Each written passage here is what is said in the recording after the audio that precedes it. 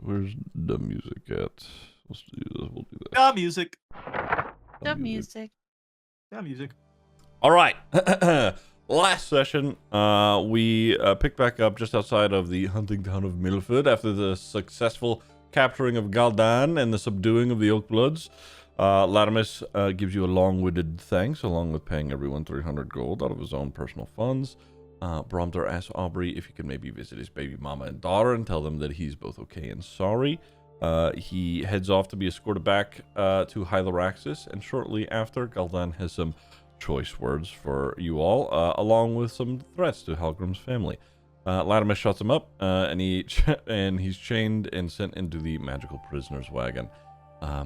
You discuss what the coming days look like and decide that you do want to go back to Blackstone and help with whatever damages you may have caused. You take a rest through the day in the small evacuated houses in Milford, meaning you'd be traveling through the night. Aubrey sends off a prayer for Bromder before resting.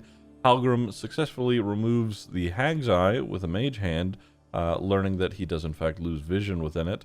However, it does gravitate back to the socket in his head. Along with this, while Halgrim sleeps, well, I suppose this is a thing that only he knows at the moment, but while Halgrim sleeps during the day, Amalia is studying how to disguise herself and how to mimic Etheria's mannerisms.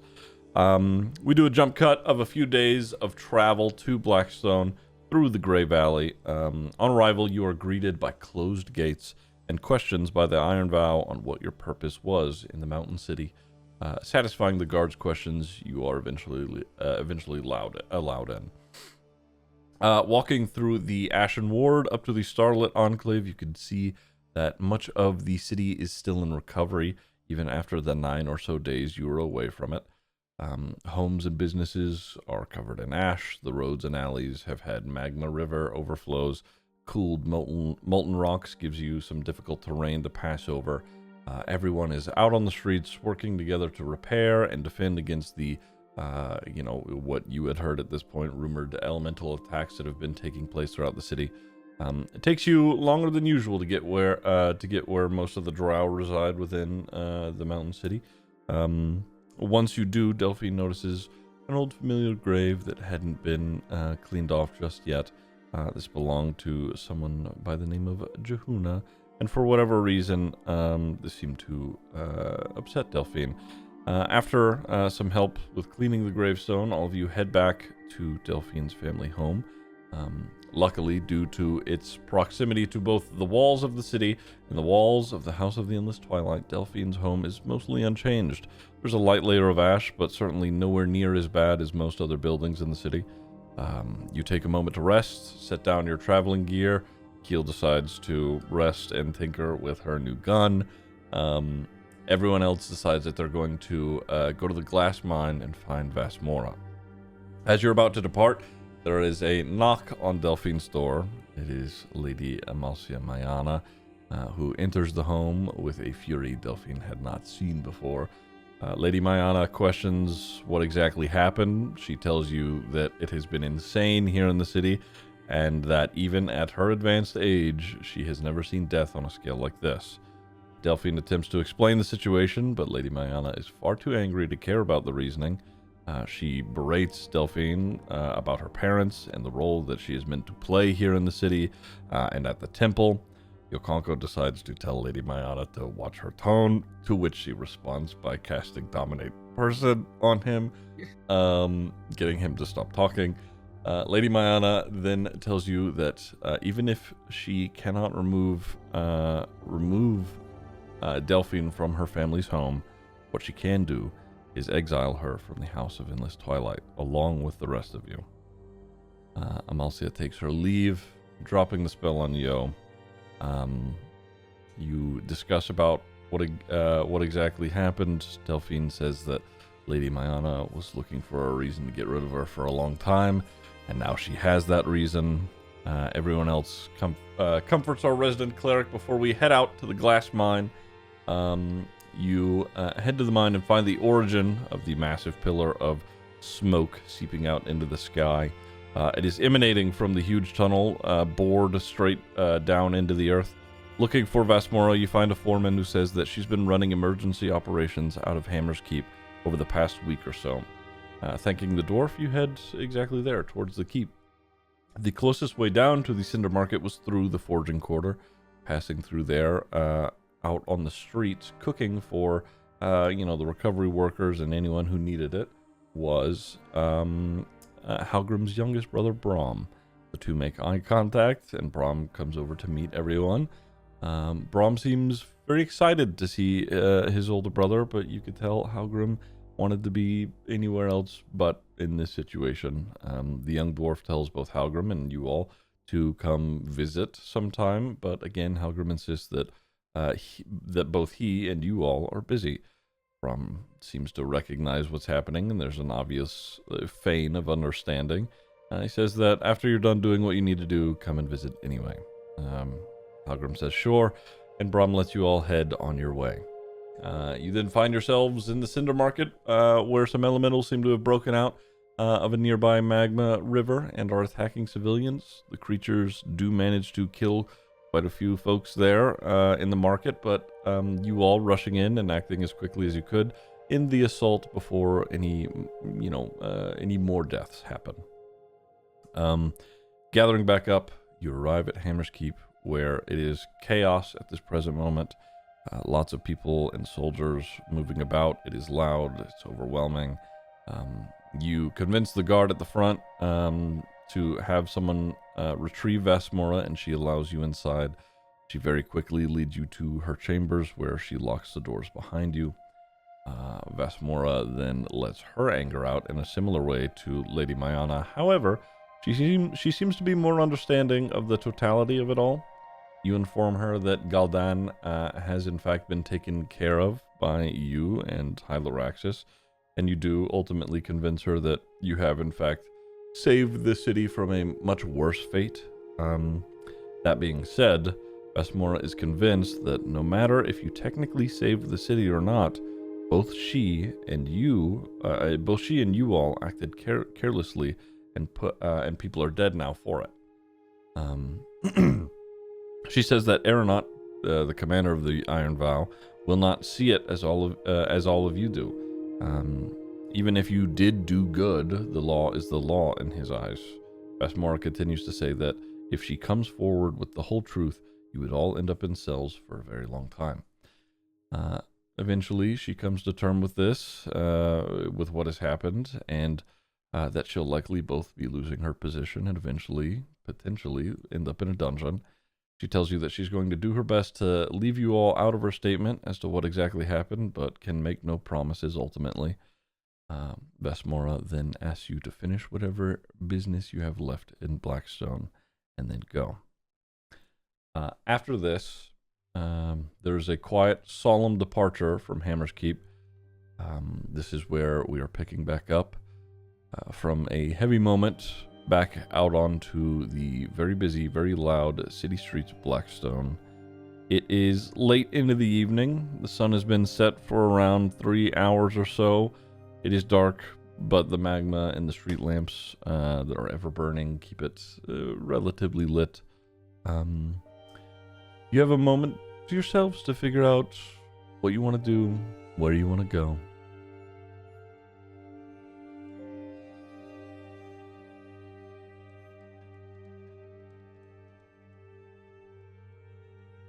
We've just left Hammer's Keep now, right? Correct. Like just outside? Yeah.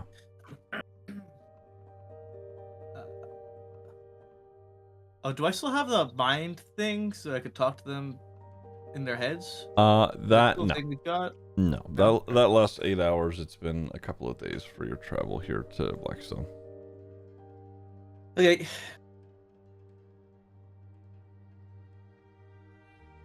I suppose we don't have very much option remaining. Well, I told Bromd I would see his family before we left. We That's all I've got must to do. organize our goodbyes. Yes. Halgrim, don't you have some goodbyes to make? Since Sock is not with us this week, at a later time, we will cut back to a scene where Halgrim potentially goes to visit his family in Blackstone. Likely, well, a good question to ask, I suppose, is: are you guys going to pressure him into going to see his family? Absolutely. Yes. Without question. Okay. We can do that if you. I don't really know if I should really go to see them. I don't think that's a good idea, really. What do you think, floating head? So, we will cut back to, even if you guys do leave Blackstone, we'll do a little, rewinded time for him to, have that moment. But otherwise, we'll just say that Halgrim is quietly traveling along with you all for the time being. Okay.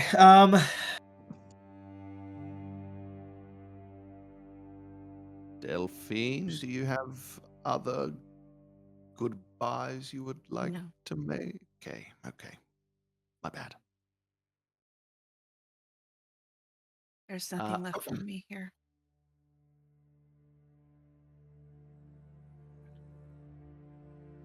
We can collect our things from your house and make our way to Bromdar's family before we carry on from Blackstone.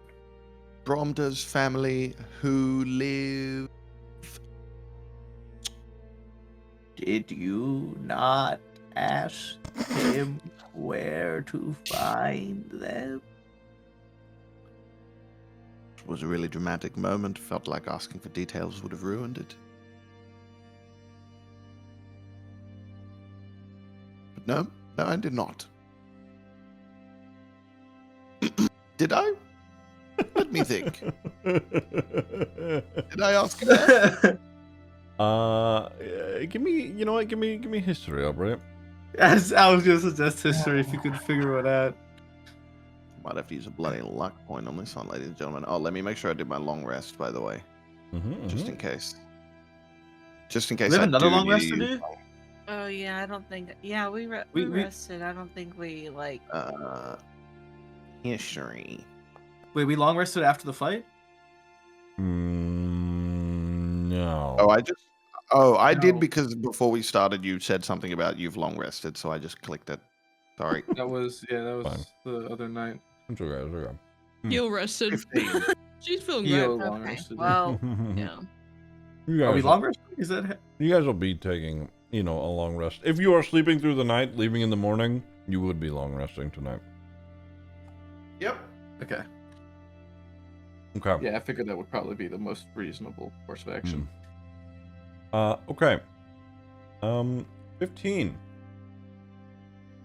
From all the discussions that you've had with Bromdar thus far, he's mentioned, and you've been down there, that he lived along with most of the other Oak Bloods down in the Hollows, down in the lower part of the city where a lot of the, it's a lot hotter. More of the magma flows are down there. It's also where the Oak Bloods, their bar is, the Bleeding Branches, sort of in that area. Oh, good. So they live in the Hollows. And I don't imagine we're going to be the most welcome down there.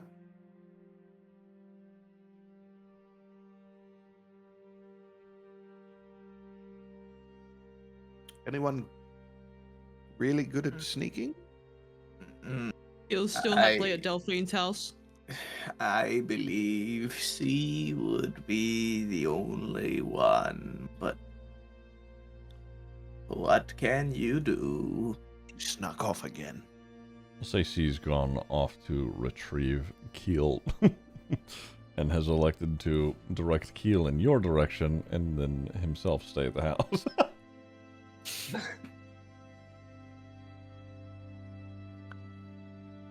So Keel's with said us. you were We're gonna out be here. Look at my gun! left. Let us Keel, don't wave your gun all over the place, please. I love it. You can love it without playing with it. Okay. Keel's gonna pat her gun and put it away. Where are we going? We must try and find Bromdar's family in the hollows.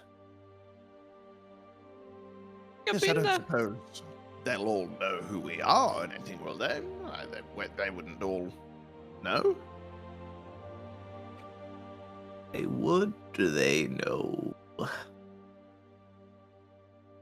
So we could just, like, go to the tavern down there. Yes, we definitely should. We should go right now. Oh, you know, Before we Wife. do, Aubrey, what do you intend on speaking to his family about? How we are the reason that he will be spending the rest of his life in prison? well, I don't suppose I quite know what I'm going to say yet, but he asked me to see her, so it's the least I can do for the man. Just prepare for the difficult question. When will I see him again? Where is he? Is he? We also don't have okay? to provide them those answers. And I don't know will suffice. That's We I was don't mostly owe them go- anything. know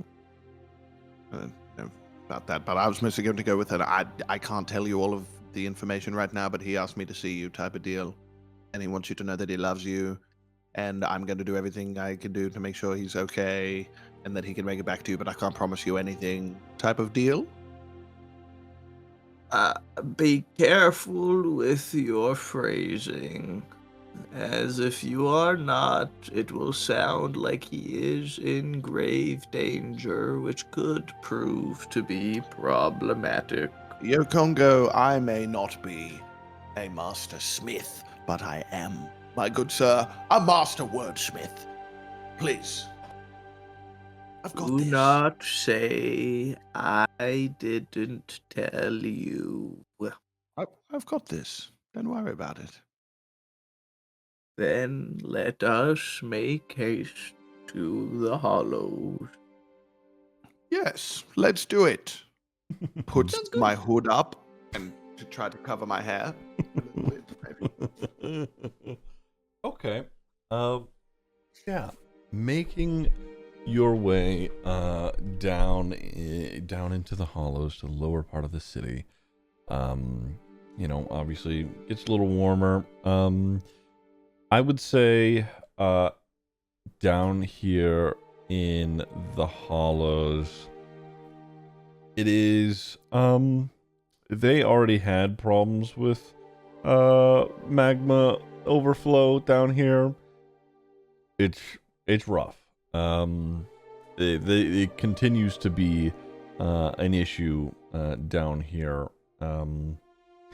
But moving into this section of the city, obviously, a seedier part of town, given everything that is going on. Who do we think is going to be heading the pack down into the hollows? I'll do Keel's it. gonna be pretty happy. Delphine. She's gonna be hopping towards the front.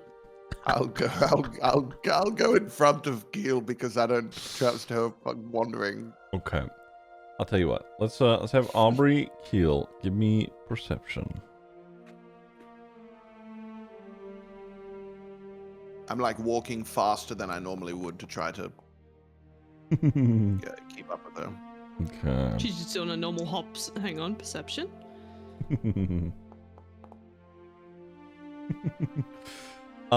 Making it down here, it looks generally, to everyone here, it is also pretty, busy and chaotic down here. The recovery process isn't happening as quickly in this section of the city, but also you can see that the last time that you were here, Aubrey, there were quite a number of people who are lingering around the bleeding branches, and even being in the area, sort of looking at it from a distance, you don't really see as many people outside of the bar. There are still a lot of people moving around it, but keeping a relative distance from where those guys were grouped up and gathered the first time that you had met them down here, it seems a little quieter in that regard. Whether that's a good or bad thing, who knows. But yeah, you have some freedom to be moving around down here.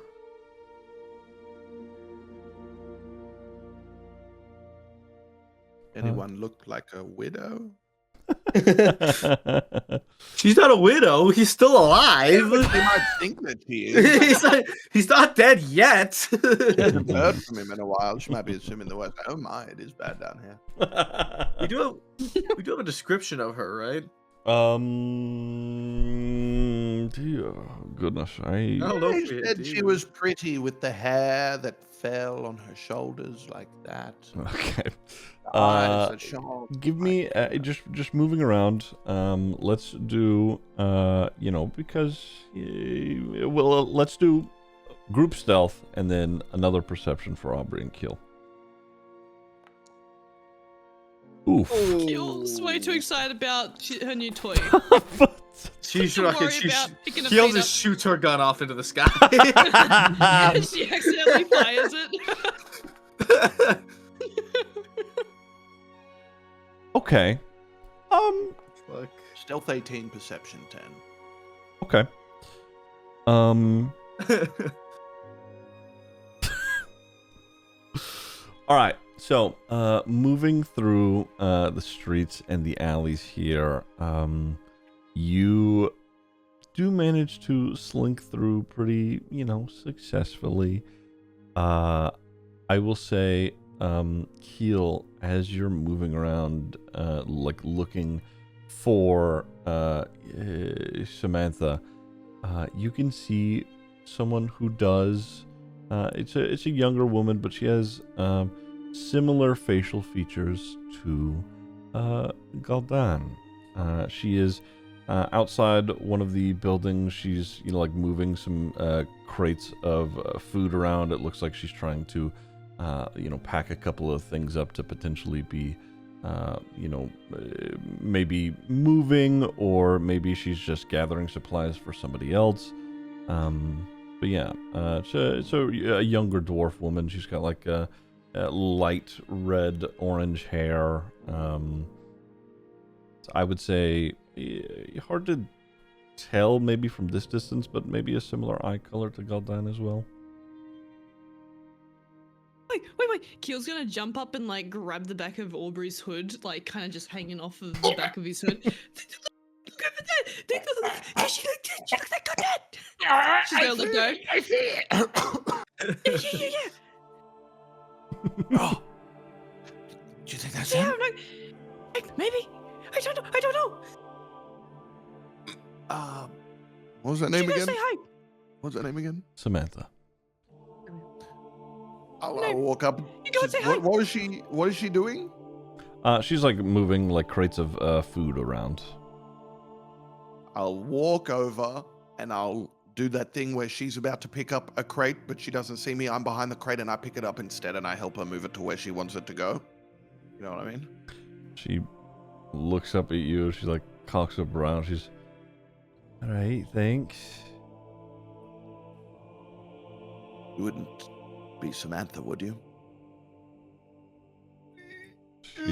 She takes a step back and she's, who's asking? Hello, I'm Aubrey. I have been sent to find Samantha with a message from Gul'dan. If you are not her, could you kindly point me in her direction? Oh, I see. You're one of my father's lackeys, is that it? A friend, Oh, I right. think. Your Qonqo looks really confused. What's a friend of my father want with me? What do you want? You know, he could just get a hold of me himself. Oh, you wait, know? Samantha's his daughter, not his wife.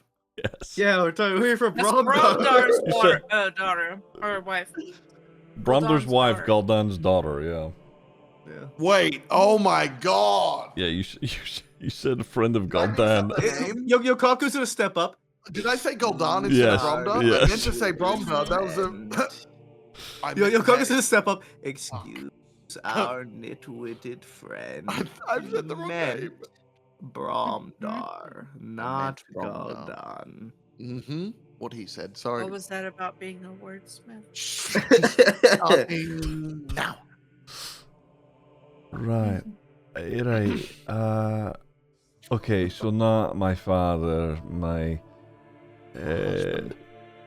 right. Yes. Former husband. Oh. Sorry. She sort of like Well. scans you guys. You're not the. I can't imagine you'd be working for my father. You're not the usual look, to be honest. No, we're not. We met through unusual circumstances. And I unfortunately have some, well, depending on the terms of your breakup, some bad news. He's not going to be home for some time. He's not in danger. But nor is life necessarily swell. He knows where he is going. He is content, and he accepts his fate as it is now.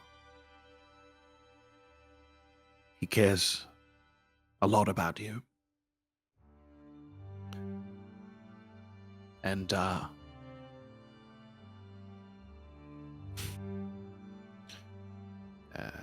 last time I saw him, his thoughts were only with you. And he asked me to find you, to tell him that he will tell you that he will be okay. Not to worry, all of that stuff. And that he loves you. Still. I can't actually remember if he said that, but it's clear either way. You're speaking of Bromdar like he's dead or dying. What's happened?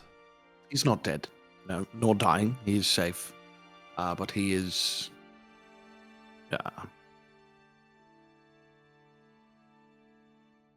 stuck somewhere. I can't give you all the information. But I can tell you that I swore to him,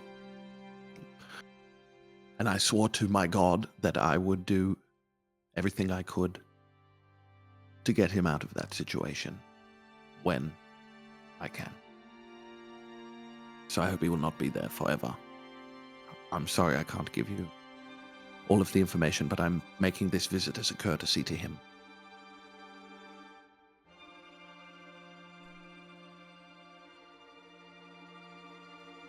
Right.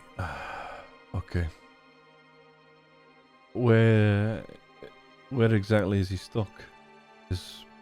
Could I visit him?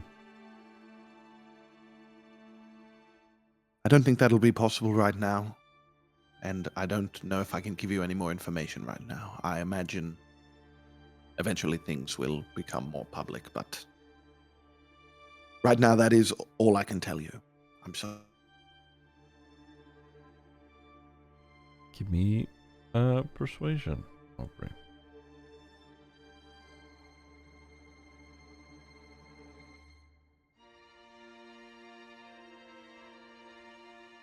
Mongo DC. Oh. The Discord scuff, maybe? Oh, did you? Am I? Oh, Hello. there we go. Discord Hi. scuff for a second there. What the There hell? we I did go. it. I did a little I'm glad I'm not speech. the only one. It's okay. No. I heard the speech. I said, could give me Okay. persuasion, Aubrey. Oh yeah. Mm-hmm.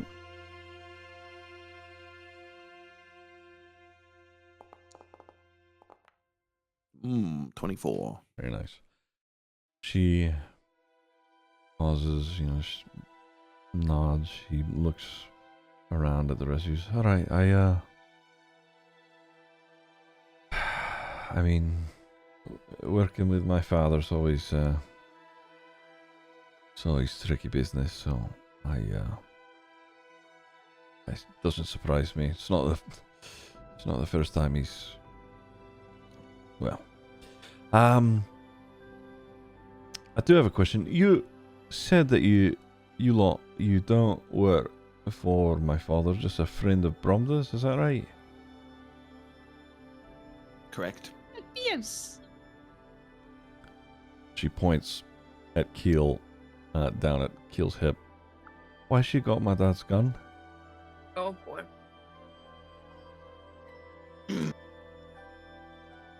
Well, he let me keep it. He said, you know what?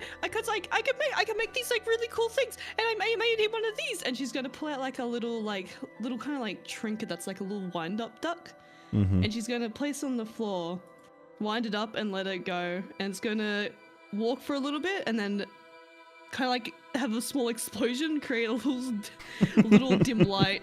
You fucking flashbanging her right now? She looks at it. Give me deception, Keel. Oh god. Feels so good lying. Keel's gonna smile and start like take a step away. There's a pause, and she. Right. So, my father has given you his favorite new toy over the past century or so for a duck. It's more than just a duck. Like that's just small little smidge of what I could do. I mean, look at this. Look at him. Keel's gonna point at spines. I made him.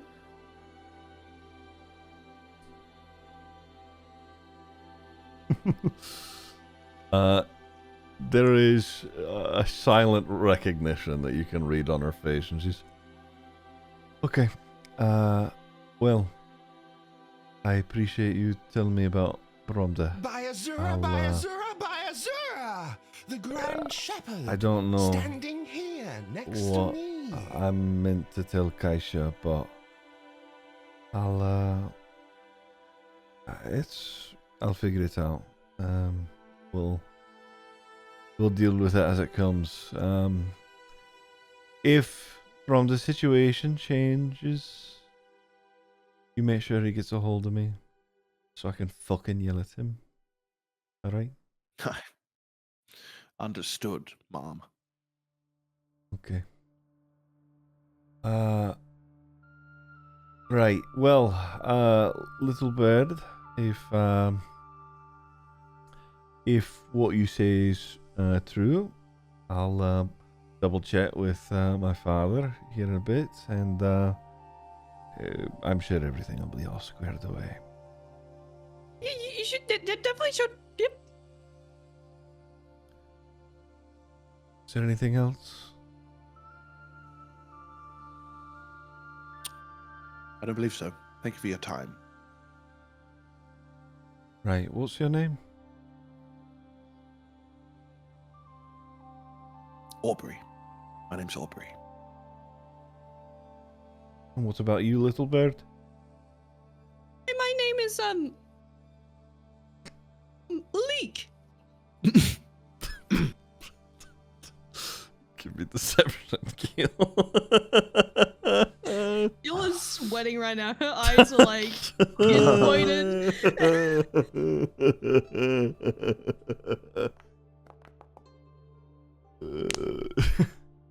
She like raises her brows and like does a little nod. She's leak, right? Okay. Well, I hope you're telling the truth. Okay. Well, like I said, I hope to hear from him soon, whatever the situation is.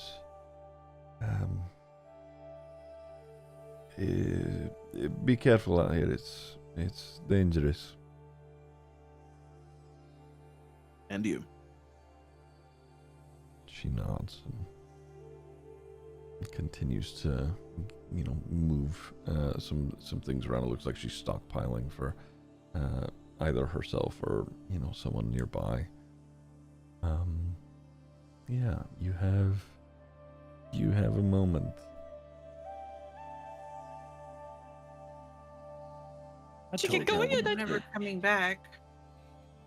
Well, if I manage to change his fate, then I suppose I will come back.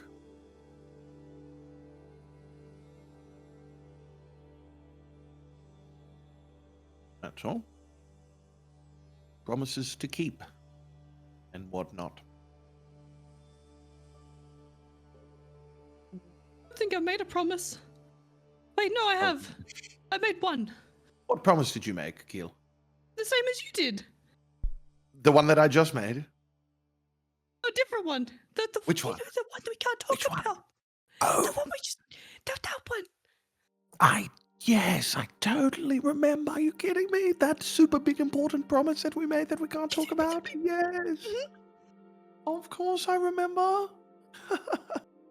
Of course. Anyway, where to next? Wait, we should plan about the next thing and move on from this topic so that nobody gets suspicious. I'd like to. Where to next? If we Keel's gonna start. are done down here, then we should go to Delphine's house, collect our belongings, and rest for the night before we make our way from Blackstone. Good idea. I think we should go right now. Yes.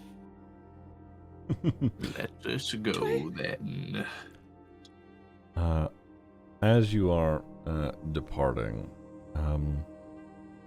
you can see Samantha, she wraps up what she's doing, and as you make your way, off the street and, continuing to eventually leave the Hollows, you can see that, she's watching you guys leave and is also just distantly walking in the direction of the bar.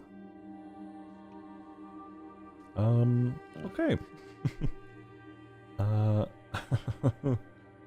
We are headed to Delphine's house, yes? Yeah.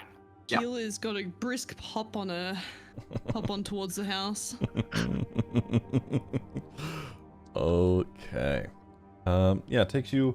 I mean, at this point, we are. The city is quieting down. I mean, it's a city that there are going to be people who are up all hours of the night, but it is like the dead of night by the time you end up back at the Enclave. We're talking like 1 a.m. here.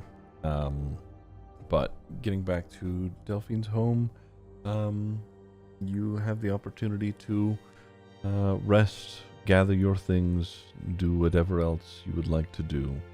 I will give you this time.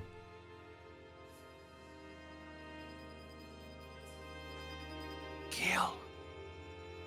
Yes. Man. Keel's gonna be by Spines, where Spines is just regurgitating out little pellets onto her hand. Okay, hang on. She's gonna throw them and run over to Aubrey. You remember that? You remember what we were talking about earlier? What? We were talking about a lot of things earlier. Remember that promise that we both made that we Yeah. can't talk about? So Yeah. I remember it, but I want to make sure you remember it. So while it's Don't. just us two, why don't you just tell me exactly what you remember about that promise? But we're not to talk. But now you want me to tell you? Have you forgotten? No. No. Yes. The Yes. one. Yes. What do you mean the one that we came here for, and then kidnapped someone for, and then Oh, sent the whole some people to thing? prison for? Okay, that whole. Okay, no, we're good. We're okay. We're on the same page. I thought you took something else. I don't think so. Okay, we're good. I haven't made any secret promises. We're good. We haven't made a secret promise. No, I mean we're all. We're good. We're good.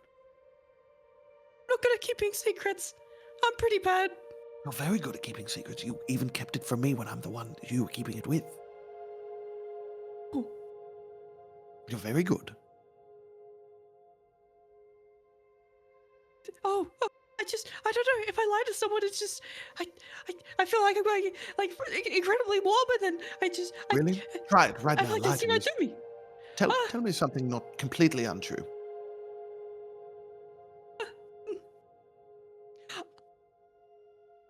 Oh, I know how these work. And Keel's going to pull out some gold. What do you? What do you mean, Keel? I don't know. You just give them to people. You just give them, and then you get stuff back. But Yes. Easily distracted. Think of the 4 years. I don't know if I said that like to give earlier. them to Thank you. people. It's money, Keel. You know what money Keel's is? going to have a blank look on her face. Okay. Imagine commerce time. Imagine you had an apple, and someone else wanted your apple, but they Give didn't it have to 'em. anything to give you. But what if? Okay, shit. What if you were a mean person, and someone wanted your apple? How'd you use this? Keel's going to pull out the gun. Oh my. Imagine you were Halgrim, and someone asked for your apple, and they didn't have anything to give you for the apple, but they could give you a piece of gold, and then you could use a piece of gold to get something else that you wanted.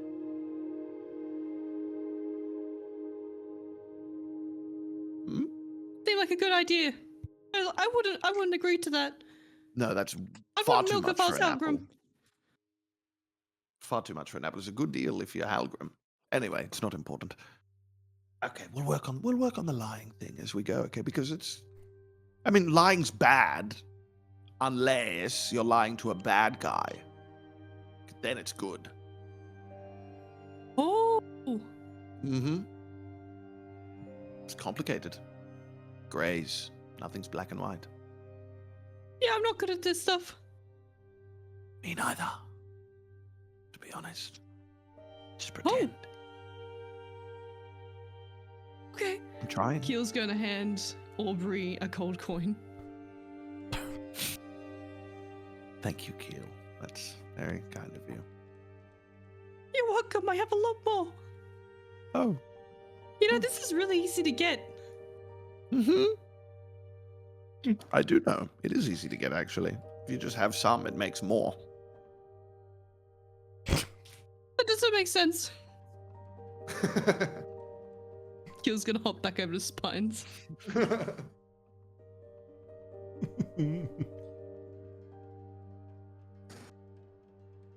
Okay. Well, back here at Delphine's house, it is quiet out in the city, quiet here in the home. Is anybody doing anything overnight?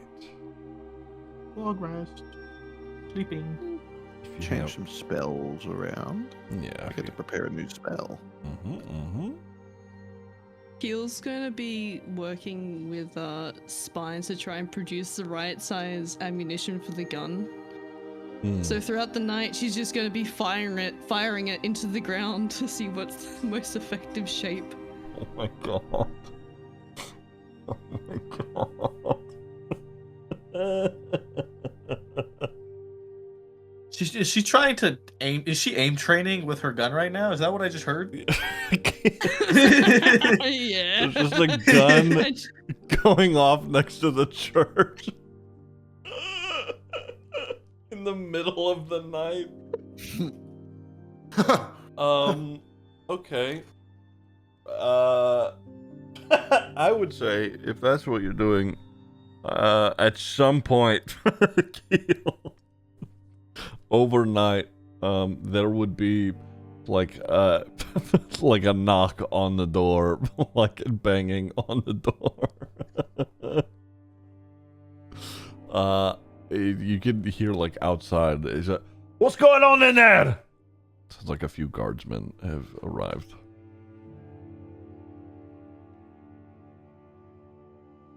Keel would have been outside, so can she just see them? Oh, at the door? you're outside of. Oh my God. Okay. Okay, never mind. Then, in which case, they would, just quickly, make their way over towards you. I mean, you could see them on their way over.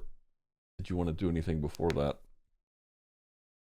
She's gonna like kind of wave to him. She's not realized how much noise she's creating, so she's got like this like happy like welcoming wave. She's like,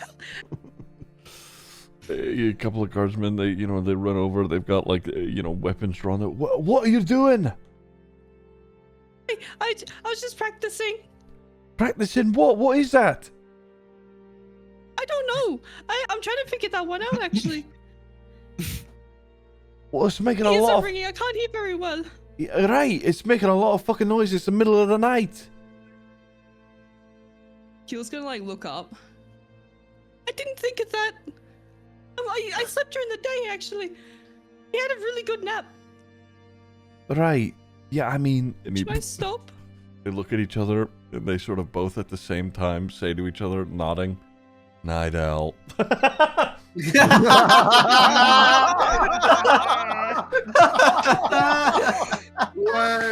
Oh, that was that fucking was good. good. That was so good. That was actually fucking flawless Somebody execution. play the fucking Curb Your Enthusiasm music right now. That shit was good. That was so good. They're like, all right, listen, okay, it's I don't know what that is exactly, your noisemaker, but it's entirely too loud, okay? Do it during the day, okay? Whatever it is, right? Okay, I can do that. Can you take this as apologies? And Keel's gonna hand him a gold each. My bad. I'm sorry. Give me, Bribing the guards. yeah, give me persuasion, Keel. Bribing the guards. He's not even trying. She's just giving it to them. I know. We know that. They. They look at each other again. Got like a brow raise. Oh no, we can't take coin from the people who live here in the city. So just quiet down. Just trying to be nice. It was a gift. It's alright. Keel's Just gonna like place her head down and just walk slowly back to the house. okay, alright. And they turn away and head back into the city. Wow.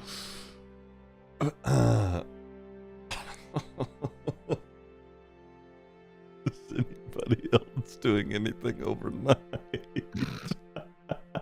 Delphine's gonna spend her evenings sitting on the roof of her home, looking up at the sky above the temple. It is a mix of the smoke is dissipating, so you can see the starlit sky through some of the smoke, in comparison to the very magical clearing of a night sky, with the temple next to you.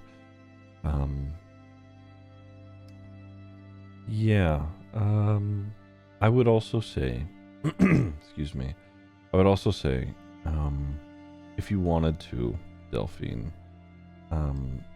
at some point this evening, and maybe even into the earlier hours of the morning, you could go out and make those arrangements if you wanted to. You've been a part of this place for a long time.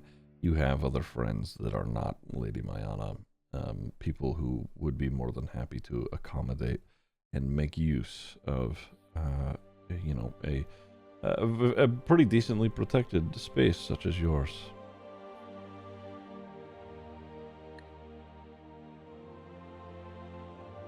Okay. That being said, Keel, since you were, you know, practicing and, you know, learning, trying to mess with the gun overnight, give me a Smith's Tools check. Oh. Hang on.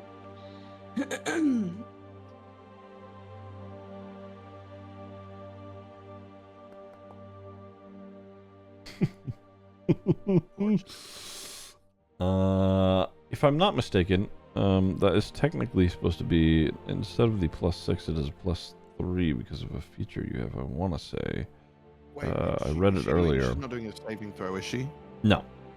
Don't worry, we got mending. It's fine. Keel's got this. Yeah, there you go. Yeah, I would say not just yet do you have the exact, you know, formula for the ammunition that you need necessarily. The gun does work, but it's, you know, not as well as you would like it to, at least not at this moment. Okay. All right. Anything else for anyone? Going once, going twice. All for me. All right. We will long rest into our 1, 2, or rather 1. Okay. For our 8 hours, the sun rises. It is, you know, Blackstone is always dim, especially now considering the circumstance. But the sun does rise. You have gotten your rest. You have gathered your things. What are we doing? Oh, whoops. I believe it is time we begin our travels to Bannerhold. Oh, yay. Bannerhold, time to go home. That's lovely. Can't wait. It was inevitable, Aubrey. You know that. I know it. I'm excited, can't you tell? I'm going to make my return home. I'm going to see my father, and I'm going to show him the man that I have become. A man of piety. A man, nay, a hero of the people. Ziggy, do I need to roll insight to know that he's not feeling that way?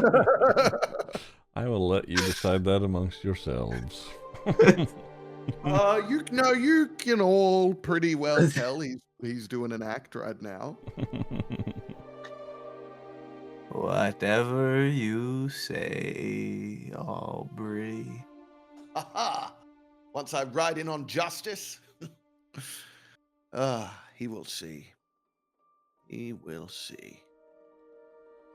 I am sure that he will. He will. He will. Let us get going then. We mustn't waste any time. Yes. Are you sure you didn't have anything else to do? I hear there's a nice lava river down on the other side of town we haven't checked out yet. No? Who are you asking? Who? Anybody? No, I was just stupid idea. I hate the lava rivers anyway. Let's go. What do you want to go? I turn around and I just start walking. What? Leaving Delphine's house, as you gather your things and head out the front door. Just outside, there is a small gathering of, drow men and women who they appear to also be some acolytes, potentially at the temple. They have been gathering and piling some materials outside of Delphine's house here. And, you know, as you exit, they seem to sort of be, have been waiting and expecting your presence. Having the things that you do have in hand and walking out the front door, the things that they have, stocked and piled up, they begin to pick back up and walk toward Delphine's front door. What? Wait, what did they pick up? They have... They're Sorry, please go on. just.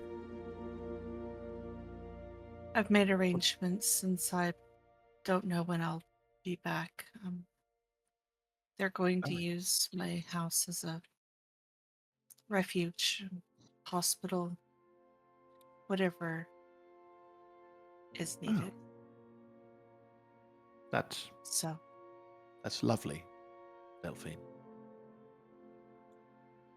it's the very least I can do. At least here they'll be safe. Quite. It is true. Very honorable of you, Delphine.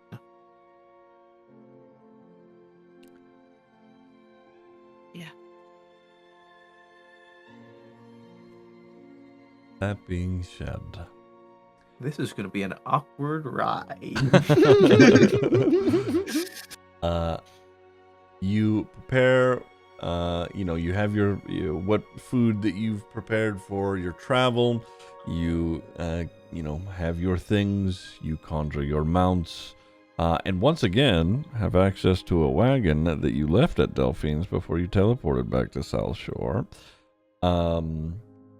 The one that Zinnia gave you all the way back in Hyloraxis. And we navigate through the city as best as you can before we eventually depart from the mountain city. There is a... On the road again. That's right. Bittersweet atmosphere among you all, having successfully acquired the first very important component in the severing ritual at the cost of what has been, unfortunately, several innocent lives, but in doing so, likely saved many more in the aiding of subduing the Oak Bloods. The classic trolley problem.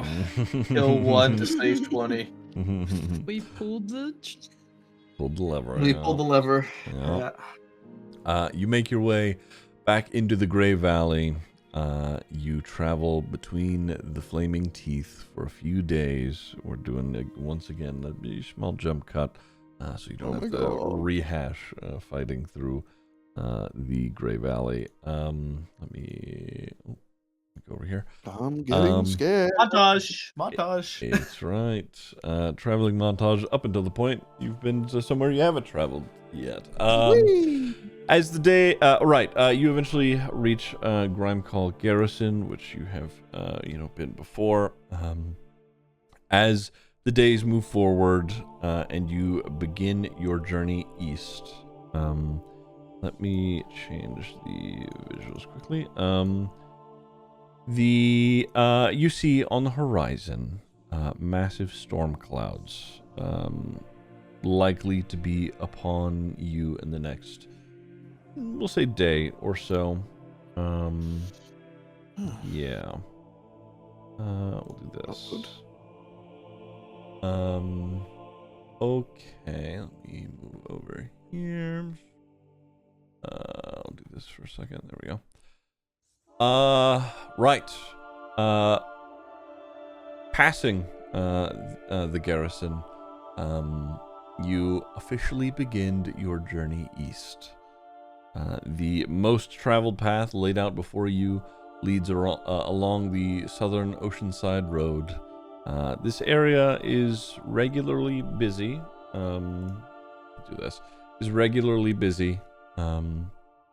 As many laborers tote their carts either in the direction of Blackstone or normally continue onward to Hyloraxis. I also need to change one of these really quick. Yes, here we go. Hopefully this works. Does that work for you guys? Okay. However, throughout this day, you find most people are staying off the road as it has in fact begun to rain. And frankly, by rain, I mean pour. The raindrops are thick, and every passing moment you are struck with what feels like hundreds of these little pellets. The wind is picking up, making the rain come at you sideways, and eventually the trees begin to sway to a point where you think they may snap. It is now storming with lightning striking in the distance. It is loud, it is wet, it is dim, bordering on dark, and at some point when you're riding along, if you are mounted and not in the wagon itself, it becomes difficult to stay atop your mounts. The road becomes muddied and uneven as the moisture seeps into the ground. You've been, as the storm has begun, you've been traveling like this for the better part of a couple of hours at this point. We will do this. Who would say, who do we think is going to be driving the wagon? Not me. I'm on justice. It will be this time. Okay. Let me do this. I think that'll be better. Give me perception, yo. Perceiving. Oh, it teetered. It teetered. It is. I can't see shit in this rain. No, it is. It is rather rough out here. The wind is blowing. There's like a faint fog that is rolling in. Hard to know where you're going. You're sort of just like following what you can make out to be the road. Aubrey, you're on your own horse. Give me perception. All right.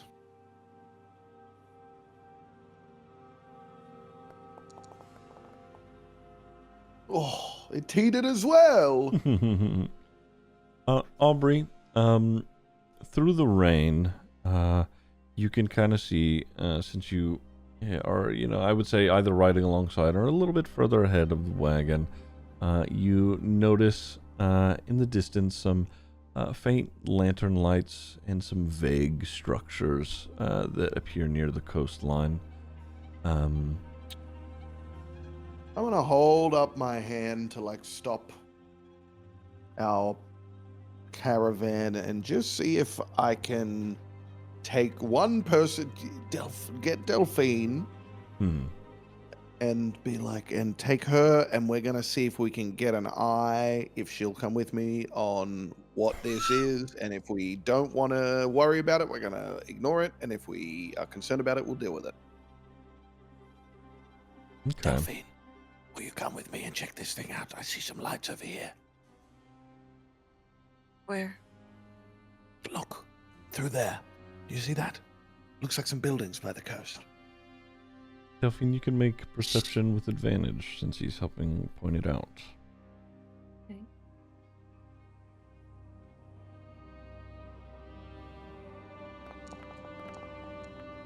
Oh, didn't help much. These rolls are fine. That's all right. Okay, we're losing the rolls on these. Were the rolls okay to lose? As you continue to get a little bit of a closer look, you follow along the road just a bit. You can see that the road is running through what appears to be a coastal settlement. It is much larger than, let's say, a place like South Shore. Delphine, you can make out that it even has its own small harbor. And like I said, getting a little closer, you can see, like, through the rain, the structure of some tied up masts of a couple of vessels that, large, pretty decent sized vessels. They could maybe be capable of making headway across continents, should they be used for such a thing. It looks like a port of some sort. I think I see ships. The rain is so thick. What time is it right now? Wait, is it early still, or is it night? You guys have been traveling a couple of days. I would say we're like at the start of a new day. It is still dark out because of the rain clouds and how just dense and intense it is, but it is still daytime. Well, just a port, right? We should just move right past it then, right? Just keep on our merry way. I mean, I don't know why. I should feel we? like I'm not We with you can't guys. really. We can't see anything. Or do you want to hold up here for the day? Hope the rain passes. I mean, do you know what this place is? Do I know of a port town in between Bannerhold and Blackstone? Yeah, this I would say you had probably passed through here at least once. And continuing on your approach on the road, this is a place that has been called the Bell Coast. Like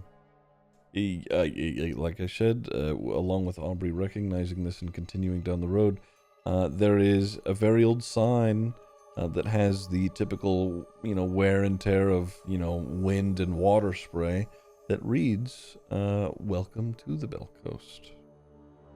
Foolish of me. It's the Bell Coast. I've come through here before. We've come through here on patrols, and, well, I usually don't stay very long because it's not really up to my standards, but the people here are salt of the earth.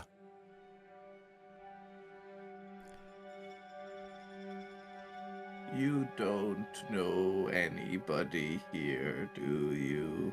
No, I don't. They were all very scary and very mean-looking when I came through. Okay. But mean-looking in that, ooh, I'm a fisherman kind of way, you know? They look rough then. Oh, yes. Oh, yes. But it's a friendly enough place. I think I made up just now, hoping it's true. Looking beyond the sign, you can see something much more eye-catching. Aubrey, I mean, you would have seen this on your travels. Qonqo, give me history really quick. I'll describe this, and then we'll see how it goes. The eastern waters of the shore is much darker than it was near South Shore. Along with that, just about a quarter mile offshore, the water actively descends into a massive white-watered, violently rapid whirlpool that goes straight down into the ocean. The whirlpool seems to have shaped the shoreline to accommodate its ever-flowing current. Qonqo, a 10. You at least know what this part of the ocean is called, Qonqo. You know that it is fairly dangerous. You've heard it, be said to you by sailors. This whirlpool has been referred to as the Maw. The Maw. That's such a The cool name for like a water Maw. passage, dude. Monka W. Okay. I will sort of show you here, just so you have a reference on the map here. The map. You can see it here. Okay. There we go. Oh my god. Damn, this is new. Yeah, I've Wait, this changed. is newer even than the last one, right? Yes, Oh, it this is. looks It this is. looks even newer It's than the new beautiful. one. Yes. Oh, it's It's so high beautiful. quality. I Yeah. can Yeah. see the Beautiful. leaves on the trees. Look how far in Yes. I can zoom. Yes. It's Oh my beautiful. And we still have Keel's picture in the top left corner. That's right. That's right. Hell yeah. Oh my god, wait until I make some shit up about Whitehaven Ruin, bro. You're gonna hate me. Man, what is fucking Whitehaven Ruin? Where are you Yeah. I don't know, but I'm gonna make up some bullshit about it. Oh, right there. Mhm. I heard stories from when I was a child. Let me tell you. Okay. We'll pull this back over here. There we go. Okay. Right. Yeah. Yo, you have you've certainly heard of this area being a dangerous part of the sea, and at the very least, Aubrey. I mean, they call this town the Bell Coast because it, the land shape that the maw has made around itself is in the shape of a bell. Okay. I'm moving with the idea that Aubrey, this place is so shitty that Aubrey always moves through it so quickly that he's got no idea if anyone in here is friendly. Perfect. He's just fucking saying shit. Okay. A question. Mhm. This is kind of like parallel to where Keel's from. Would she have been brought to the main island through this port or through a different one? I believe what we had established was that, you know what? She certainly could have been. I will leave that up to you, Keel. I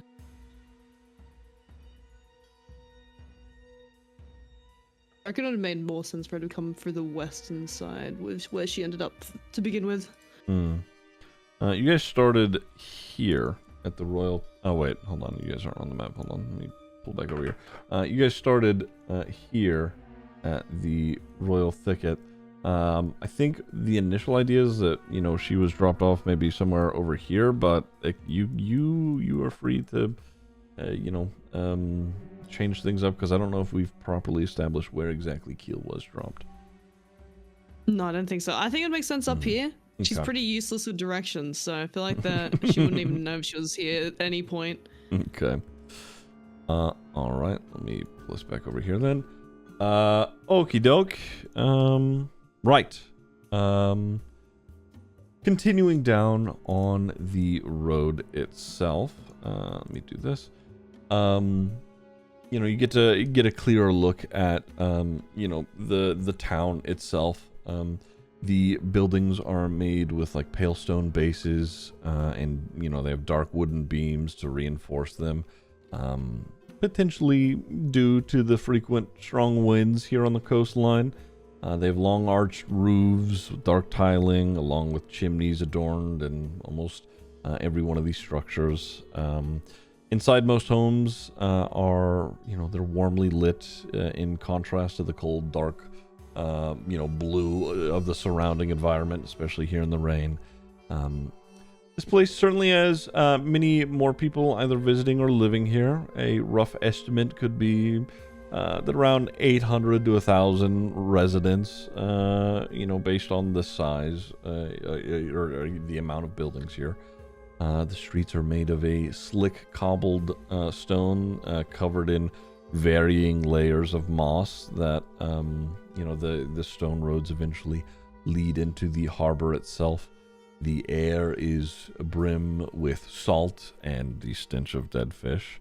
Aubrey, being correct in his knowledge of it being a fishing town.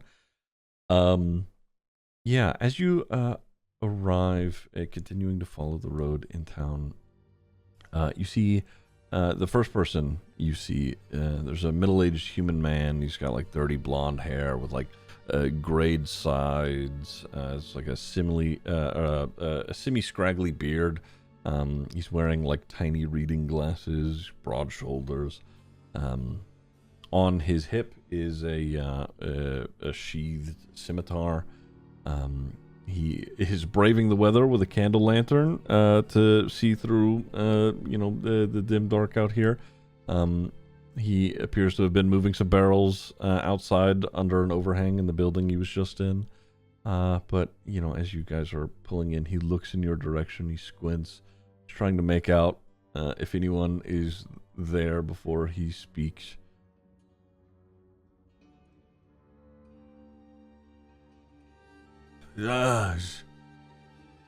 Someone there?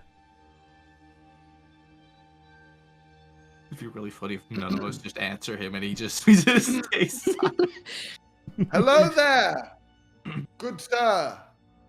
We are travelers looking for a spot to rest from the storm. All right. Where do you lot headed? Bannerhold! Going to Banner. That's a long ways off. What are you doing out there? Long story. Our business is ours. All right. Well, come on then. Let's get you lot out of the rain. My God, guys, I got to use the Lord of the Rings line. I've got a place you can stay at. Frodo. It's giving Obi-Wan on Camino, giving in the rain,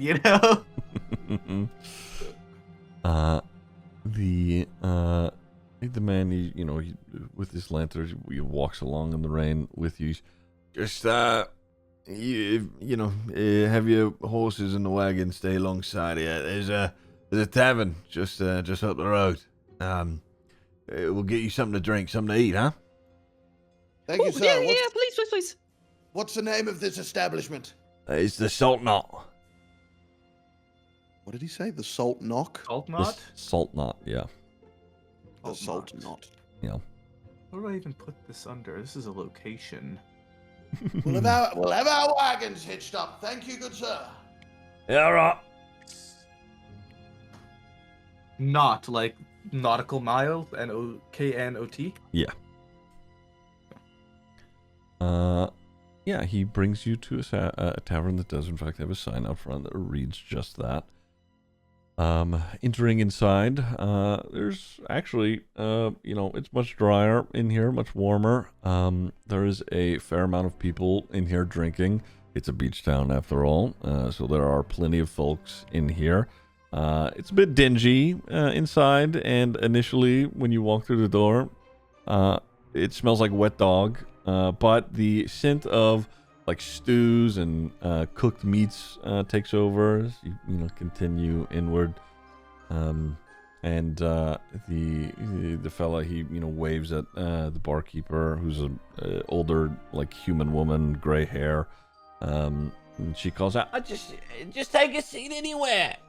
Don't worry about the drying. I'll do it later. He sort of sit down. Motion you guys over to a booth.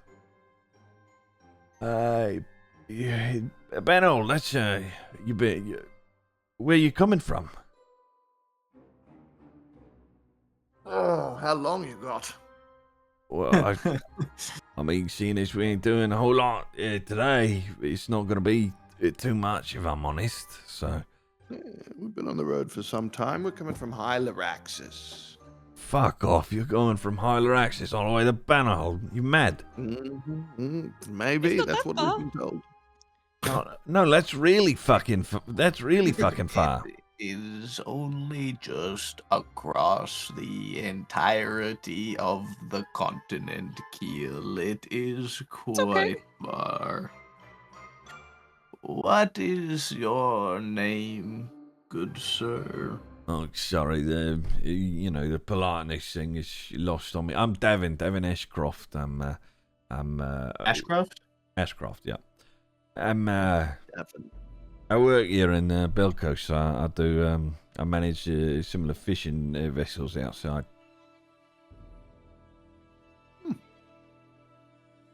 You say you're doing a lot of travelling, aren't you? Isn't it dangerous on the road? Quite.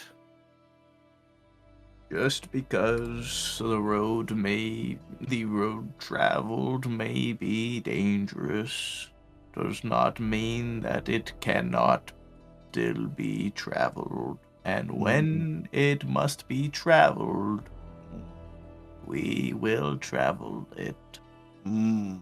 Yes, quite. You some sort of priest or something? Or something. All right. Well, you know what? I've got. Could I buy you a few meals? You know, while you're here, maybe let you rest in a bit, huh?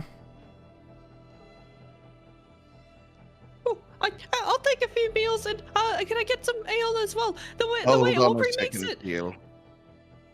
What's the catch? Well, I mean, what I was thinking, right, is you lot seem like. I mean, if you're traveling on the road from fucking Hyloraxis all the way to Bannerhold, you've got to be, you know, capable on your feet, be able to respond to, you know, pressured situations. I was thinking, you know, I scratch your back, you scratch mine a bit. Listen, I need some help, mate.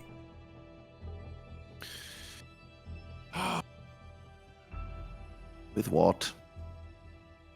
Well, just hold on. He's not straight to business. Let me, Mira, and he turns around. Give me 5 meals or so. Bring us some ale. He's all right. I don't want to, you know, straight into it. Listen, don't get me wrong. We're doing all right here in the Bell Coast, right? You know, I've got people I can talk to try and figure things out. But the problem is, nobody can figure it out. So maybe some what's the phrase? The more heads, the better. One. All right. Well, yes, you've got one. He's got one. She's got one. He's got one. So you know, we got lots of heads here trying to figure it out now. Well, if we're going to share a meal together, Perhaps we can all put our heads together. See, he's got it. Old timers on it. All right. So, well, let's, you know, and eventually, the barkeep, she comes out with, you know, some steaming meats for you all. It's like essentially meatloaf, for everybody with some ale. And you know, as you guys are sitting around, Davin, he's right. So, listen, before we get into it, okay, because I'm going to say some things, and it's going to be, you know, I'm asking you to figure something out. So, it's not just going to be these meals, not just going to be the drinks. I can reward you, right?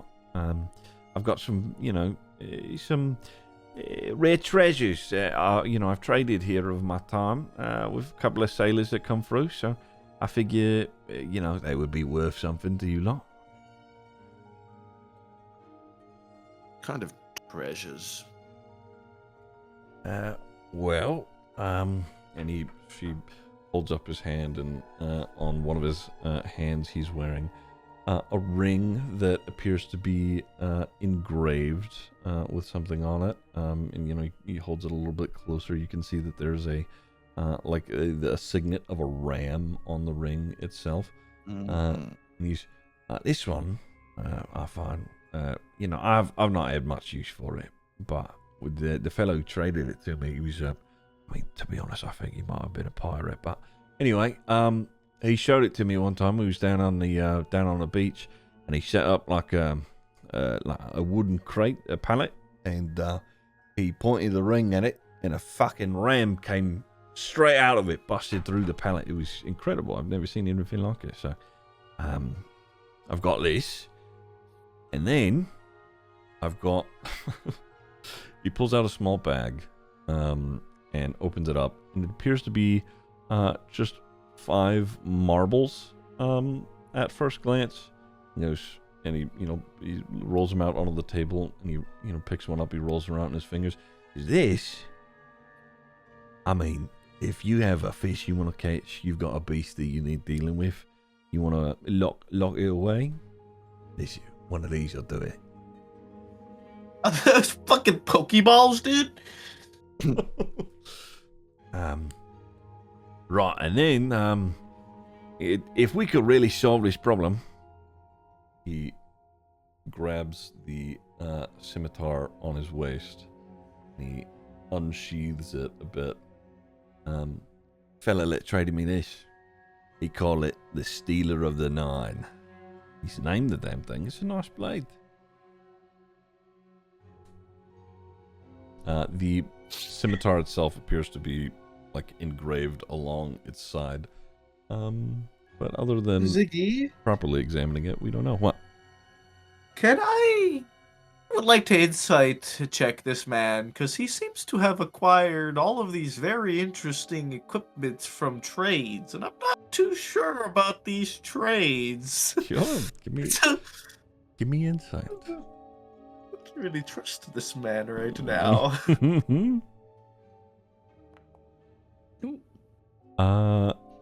He appears to be he appears to be very confident in what he is saying.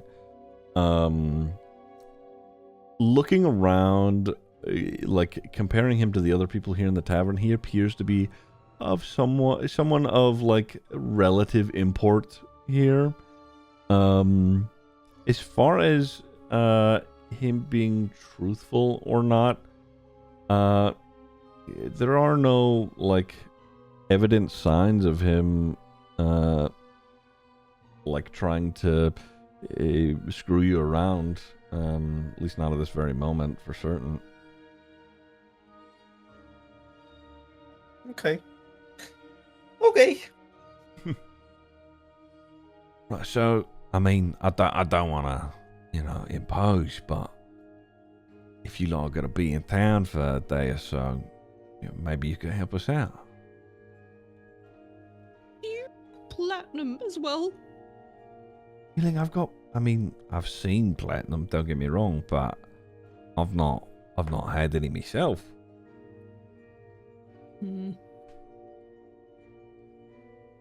What is it that you require being done? All right. Well, if you're all ready, I'll get to it. The town's lost a couple of people this week, right? It's been a mix of some civilians and fishermen. They've had to physically Sorry. they've had to physically be restrained from going into the water near the mall over the past 2 weeks or so. Two of them, who weren't restrained in time, they are gone. It presumed taken by the current. The three of them, sorry, I should clarify, that had been restrained, currently they've been confined to their homes at the insistence of their families, right? One of them's my own nephew, Corvin. In the past 3 days or so, all three of these people have reported that they're hearing sort of low sound that they describe as like a humming tone. I knew it. Something like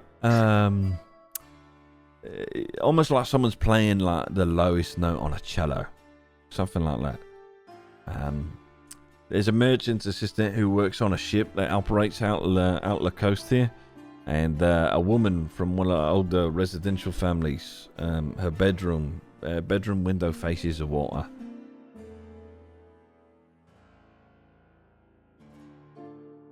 We don't know why exactly that this has been happening, but we are doing our best to figure it out. What I was doing, right, was I was coming to set a couple of things down here before I was heading to my nephew, right? So maybe you could talk to these folks. Maybe you could ask around town if someone else has got anything else that could help. Well, I've been meaning to do this myself. I've just been, watching over my nephew the past couple of days. We've got a group of folks that call themselves the Mole Watchers. A bunch of scholars. They're stationed just down on the headlands near the waterline. There's a bunch of odd bunch, but it's okay. They're here to study it. Otherwise, if you speak to Mira here at the bar, she's told me that a couple of regulars that I usually hear, they ain't been coming in as often or at all really. She doesn't know where they've gone. Just a couple of strings to pull, I think. These people, they are just getting the urge to walk into the current at the moor. Yeah, that's a problem, isn't it? Ziggy, with Yo's experiences on the shores of Nettleguard's Haven and whatnot, would he potentially maybe have any ideas as to any creatures that could have this sort of effect on people? Give me either history or nature, yo. It's a +0 anyway, so that's a 13. On a 13. What exactly it is, what the exact things it is capable of, you are not sure, but there are certainly things that exist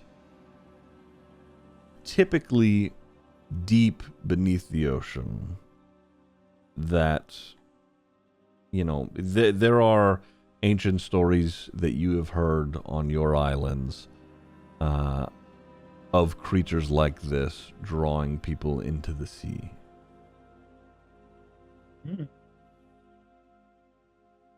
I have heard stories similar to this from the Haven, although this close to shore, that is peculiar. Yeah, it's become more and more of a problem out here. To be honest, I do my best to focus on my business and, you know, handling what fish is going where for how much, that sort of thing. But especially now that my nephew's gone and, you know, had problem with his own head, it's well, he's gotten us involved. So I'd appreciate the help. What I think that I'm gonna do for the time being, right, is go visit my nephew. If I could, I'd let him know that you folks are coming to speak to him. You know, sort of get him prepared. He's been, how do I put it? He's been scatterbrained since it's happened. You know what I mean? Obsessed. Sort of, yeah. Mm.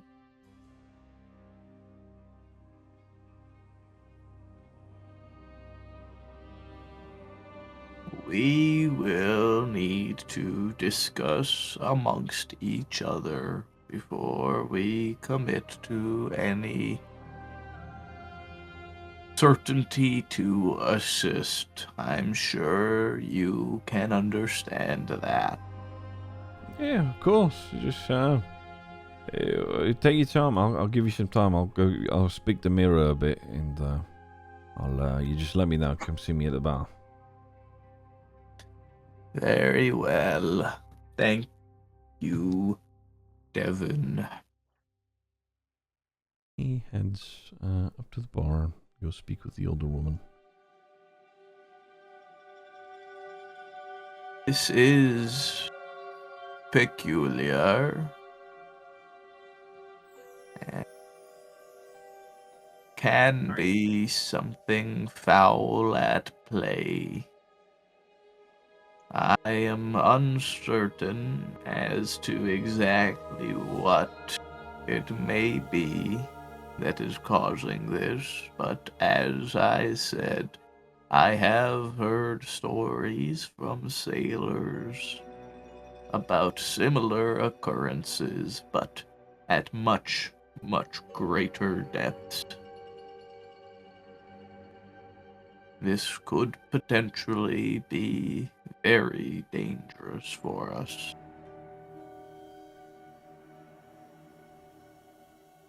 Yes, well, the man has come to us in his moment of need, hasn't he? Indeed, he has, Aubrey. I vote that we help him. As do I.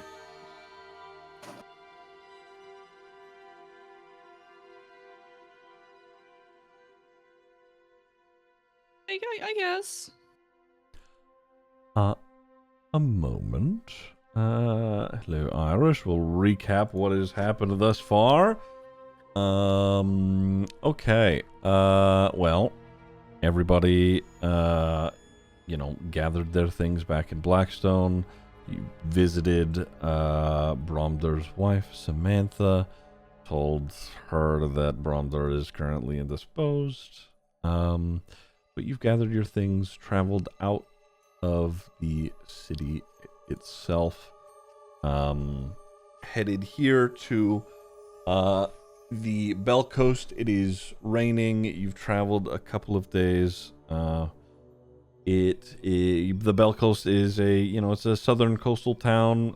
There is a massive water current massive water whirlpool next to the town itself, called the Maw. It has existed here for quite some time. This is where you find yourselves. There's a human man who is just speaking to everyone. He says, hey, he essentially was just like, hey, there are people who have been, drawn to the water recently, walking into this whirlpool called the Maw. We don't know why. Can you guys help us figure it out? What I wanted to do, and I didn't know if you were going to be here for it, let me pull him back up. This human man, who, offered rewards in this regard, for you guys, figuring this out. One of the rewards is a scimitar that he had on his hip. You would recognize the make of this scimitar. It is a weapon that originates from the wilds of Lunera. Easily, you've seen one of these before. They are very old, ancient blades wielded by great hunter warriors. These weapons are said to be able to slay any foe given enough effort, regardless of size, strength, so on and so forth. But yeah, he has one of those Tabaxi weapons on his hip. And now I know if they're obtainable normally, or he would have gotten that in a less than obtainable right way, I guess.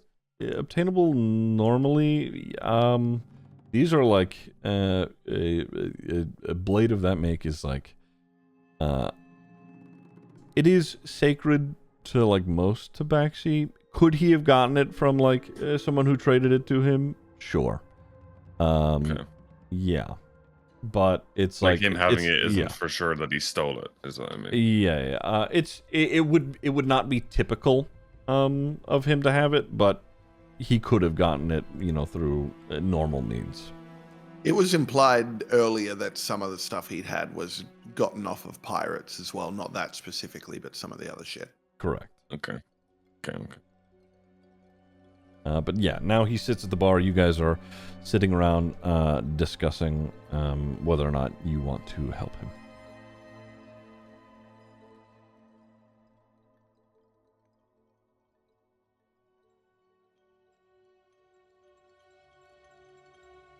Delphine and C, do you agree with helping? don't care one way or the other.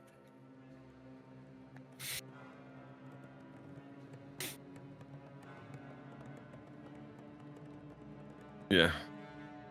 It's well, gives what he promises.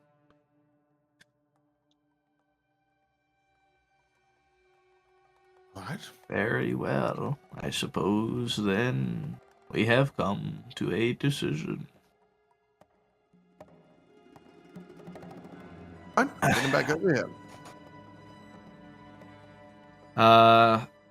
So Qonqo will turn around and call out to him. Devon, we are ready. He comes back over. He's right. Okay. Well, what we got? What we doing? You guys are ready? We have agreed to assist your town with this issue that has plagued your people. All right. Well, it's very generous of you. Like I said, I'm willing to pay you for it. Well, I mean, I suppose do bartering for it, but that's neither here nor there. All right. I'm gonna go check in on my nephew. Let him know that people are gonna come and see him. I'll come and get you when he's good to go. Yeah. Seems reasonable. All right, I appreciate you, mates. Truly, you're doing the Lord's work here. So, thank you. No need to thank us yet. Nods and heads out the front door. While we're waiting, Keel, why don't you go ask the bartender about what's been going on in town? He said to talk to her. Oh, yeah, I can do that. Okay, go. I'll be back. Keel's gonna approach the drink bartender. while you're at it. Okay. Approaching the older barwoman here. She's an older human woman. Looks to be around late 50s, maybe 60s.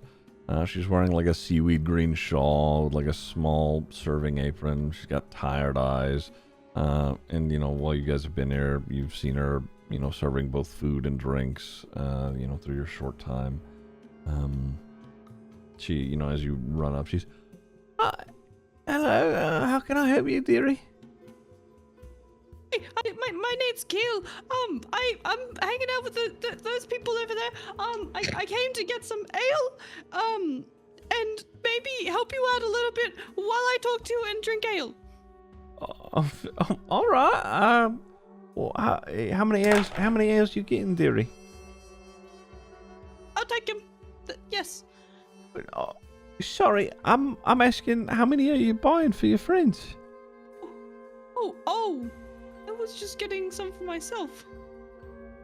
Oh, all right. Well, how much are you getting? Keel's gonna pull out 1 gold. How many can I buy for these? Oh my lord. Well, that could get you quite a whole gold piece for a mug of ale. Yes, I'll get 1. Thank you. Well, that could buy you and the bar a round if you wanted. Do that then. All right. She takes it. She goes over. She gathers like all the mugs that she has and is like, it just opens the tap on the barrel and is like, just as soon as one is done, she sets it off to the side, slides another over into it. I'm watching from the table and I point next to your Qonqo and we're just like sitting in the corner laughing. All right. Well, what else did you need, dear? She's. Qonqo just looks confused at whatever the fuck Aubrey's doing. Fuck. So these all for me? Yeah, I mean, a go gets you quite a bit of drinks, dear. Okay, perfect. Keel's gonna pick up an ale and then kind of just like, rather than sit on a stool, she's gonna be like standing like on top of like the bar, essentially, like trying to talk to her at like eye height. We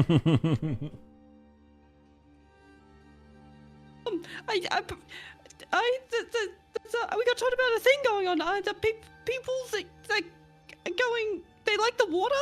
I was told to maybe talk to you. Yeah, I mean, yeah, lots of people like the water here. I mean, it's quite nice when it's not raining. Not the enjoyable water like swimming. I can't really swim that well, actually. I get drenched, and then like I get like really heavy and I sink. But you know, everyone's like, it was like they become obsessed with it. Some people went missing. The more. The more. Her eyebrows are just like shot up, just trying to pay attention. Just like, yeah, I mean, yeah, I've heard the stories from Devin or whatever, but I mean, I don't know what the issue is. I mean, I've had a couple of okay, so Devin's told me that, you know, people have gone gone walking off into the water. I think here's the thing. I think that it may be more than he thinks have, because I've had some. I've got regulars in here, right? That are normally in here like every day. I mean, don't get me wrong, good for business. They're alcoholics, to be honest. But oh, what's that? It's when you drink like ale every waking moment of the day, and it's like the only thing that keeps you happy, sort of thing. Oh, so you need it to cope. No, what were you saying? This is great. This is when Keel's gonna find out about depression. Fantastic. I found the title of today's episode, Ziggy. Keel discovers depression. Well, anyway, there was a fella. He used to come in here quite often. His name is Aldrich.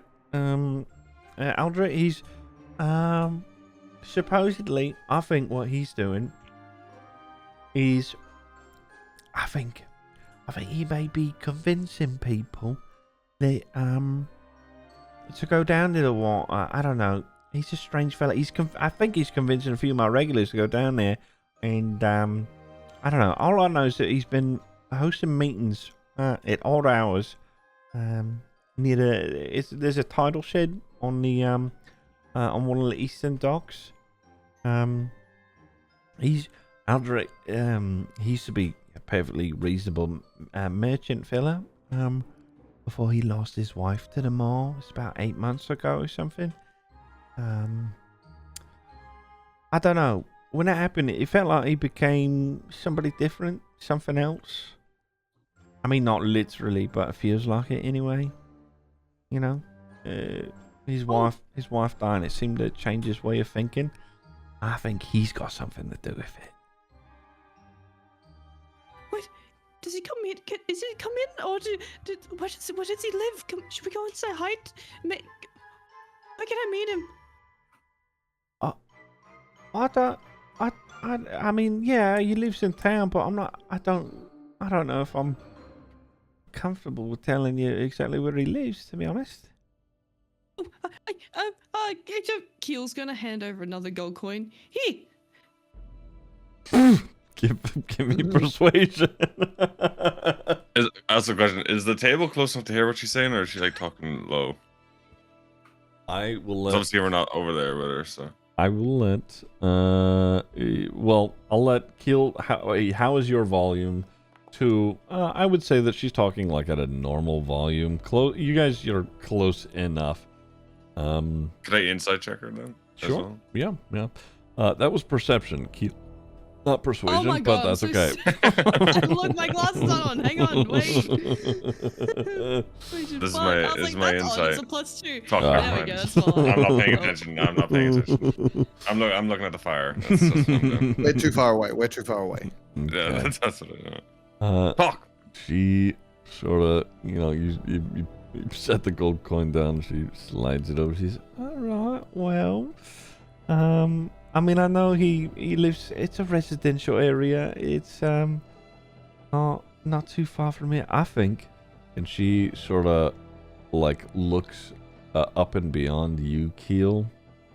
On a 15 persuasion, I think that you could, and she's like doing her best to be discreet about this.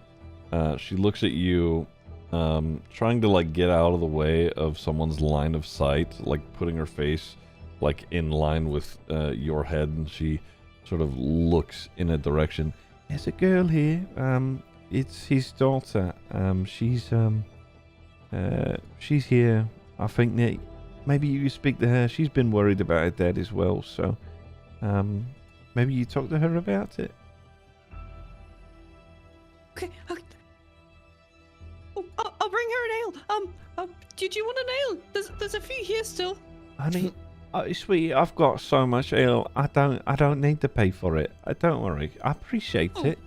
Why don't you bring drinks for whoever you want? I suppose you've got a fucking lot here. Okay. She's gonna pick up as many ales as she can and jump off the counter and start walking back over to the table. Give me acrobatics quickly. Oh my god.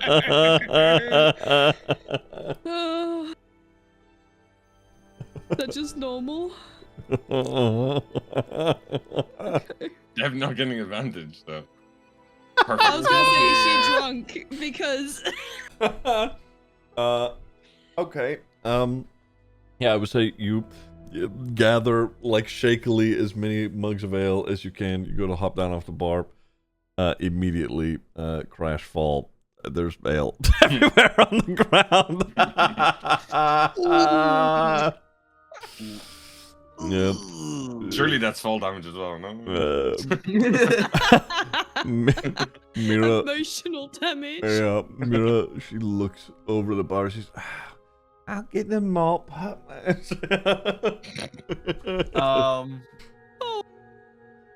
Qonqo will walk over to help with the cleanup, and I'll use my elemental thingy that I can do with elements to kind of like conjure up all of the beer together to make it easy for bucket for the barkeep. He's a beer bender now. Hell yeah. Well, I mean, yeah, I can control elemental forces within 30 feet of me. Hell yeah. Wait, Harmless How mystery is effect. he like conjuring it together? Is it like a floating ball, or is it like Oh my just... god, why did I know you were gonna do this? I need to know. I can cause earth, fire, water, or mist that can fit within a 1-foot cube to shape itself into a crude form I designate for 1 minute. What's the form? She's gonna jump into it. It's gonna be to go in the bucket. It's bucket formed. I'm just gonna start trying to drink it as it's Oh my god. moving around. I mean, yeah, she could, I guess. In theory, it's just kind of gonna be they're all kind of held in one place in a bunch to be able to go into a bucket for That's so the funny. market. Mira brings a bucket Perfect. over. She's got a mop in one hand. Do I even need to be here? Seems like you like got it covered, actually. To be honest. I could just let her drink it. I You can was finish it. That's going okay. to put it into a bucket. Keel, I can only hold this for another 30 seconds. Keel's going to go as quick as she can drinking the ale. That's Oh been my spilled. god. All right, Keel, give me a Constitution saving throw.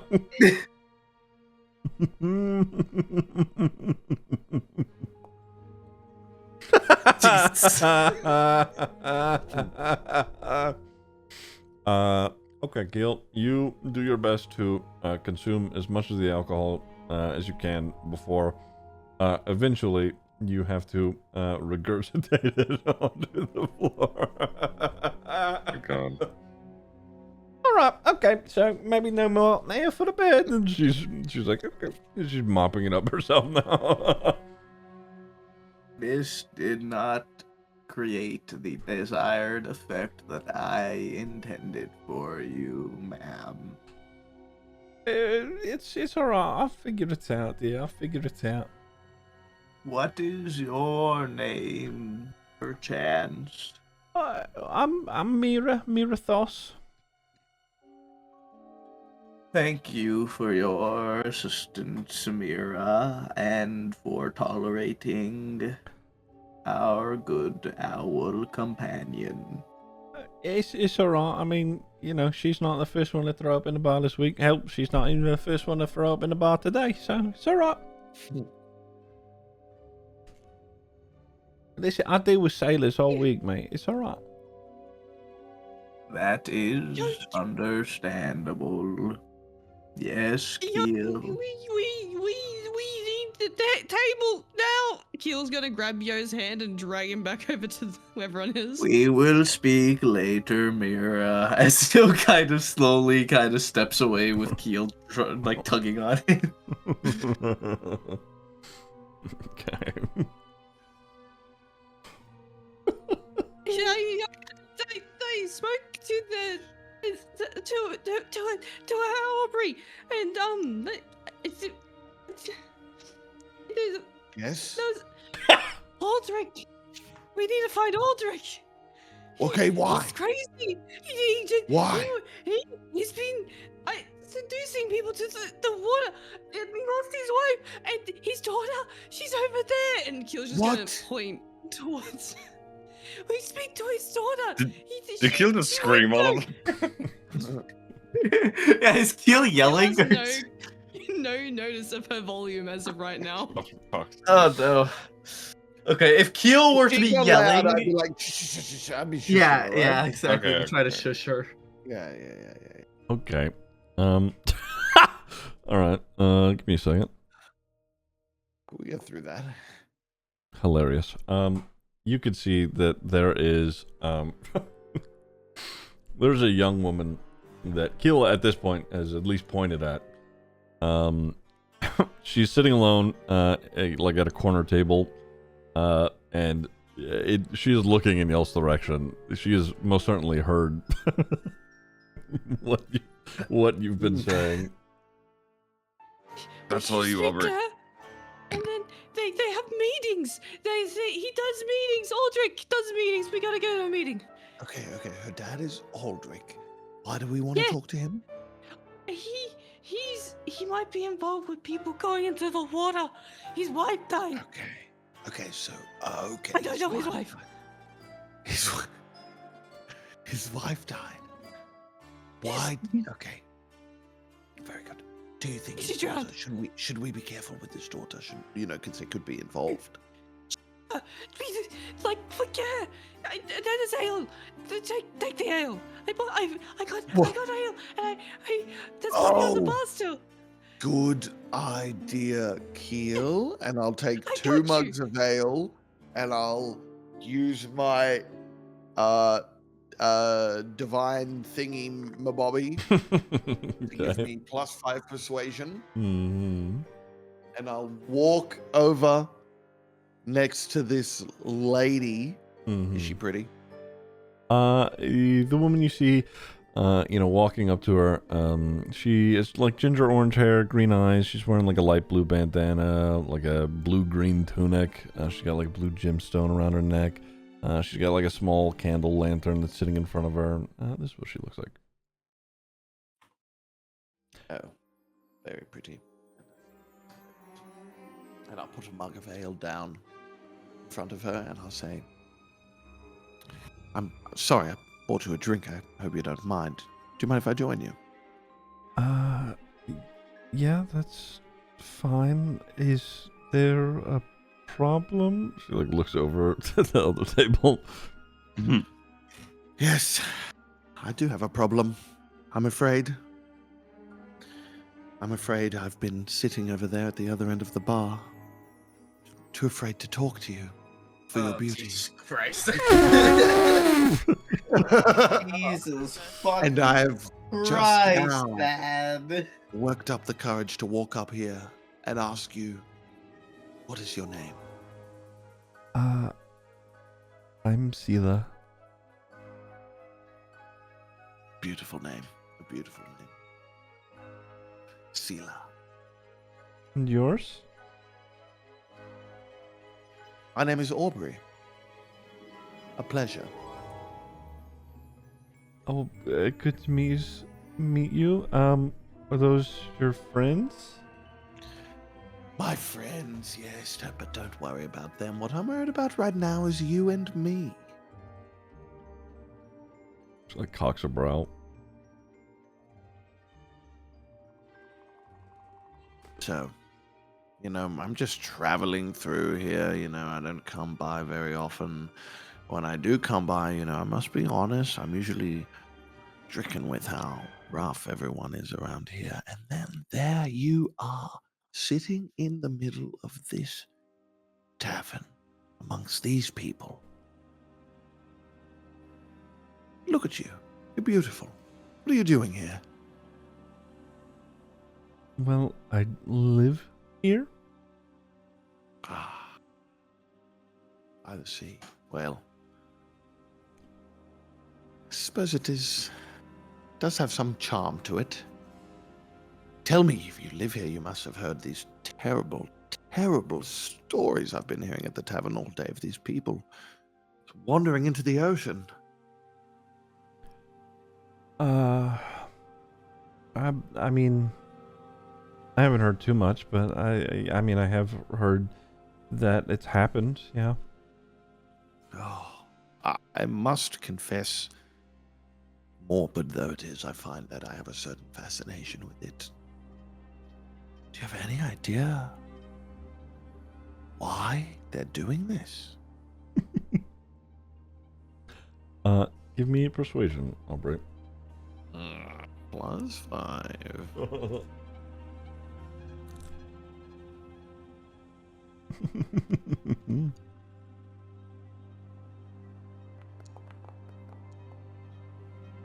God damn. Oh my god. It is. Yeah.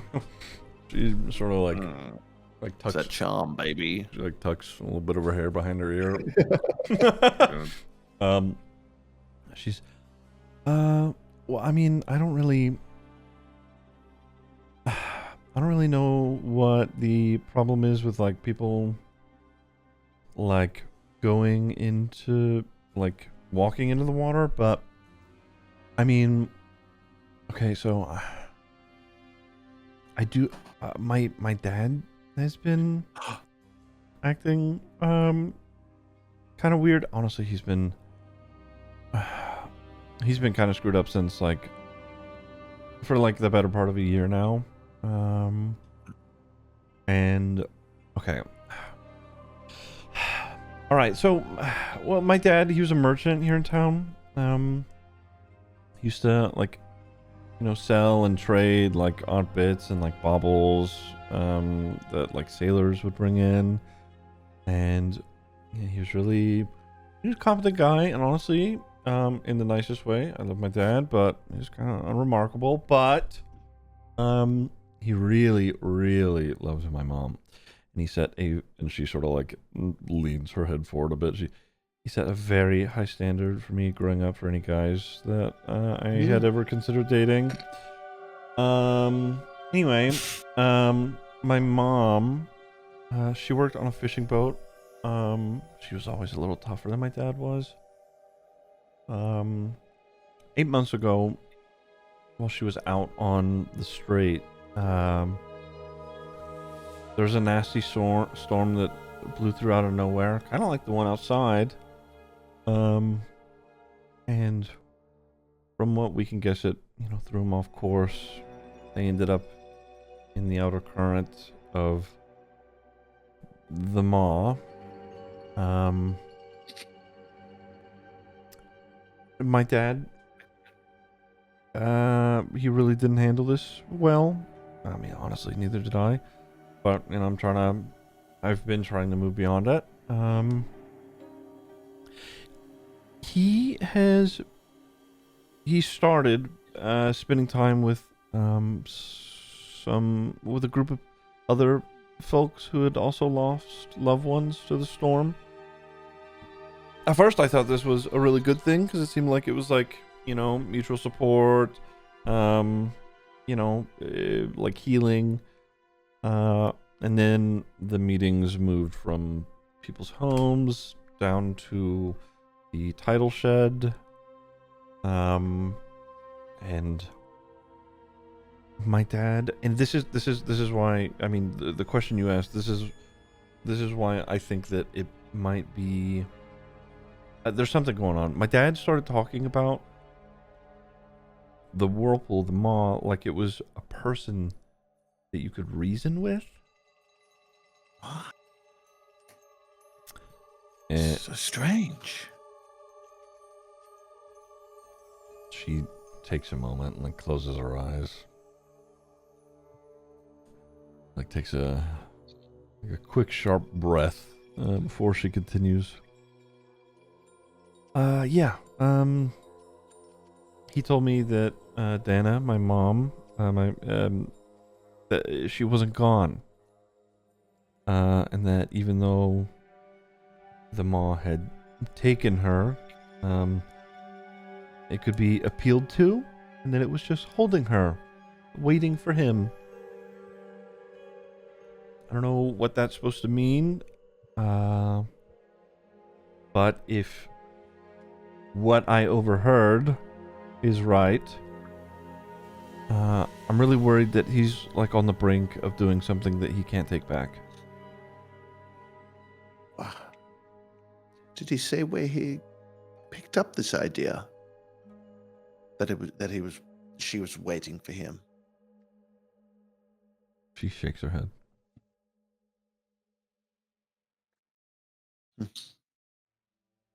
Curious. You know,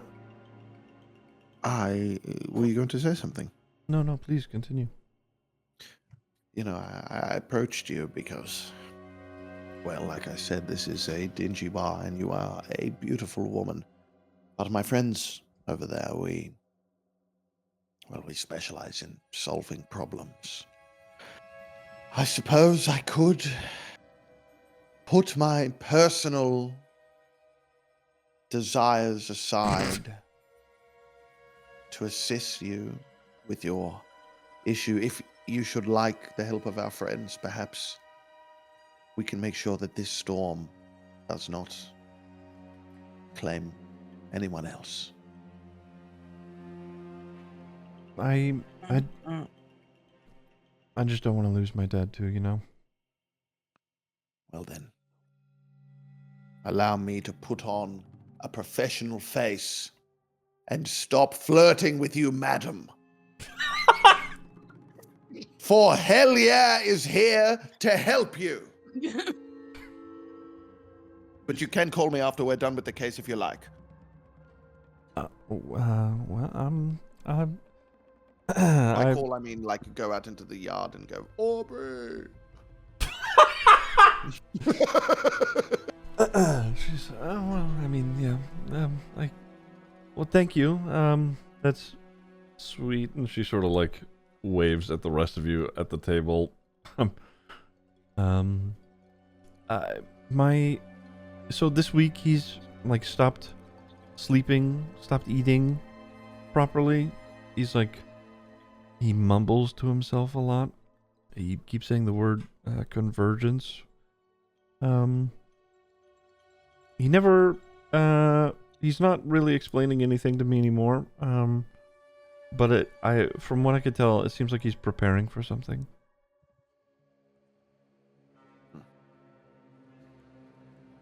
Do you know who he is now? No.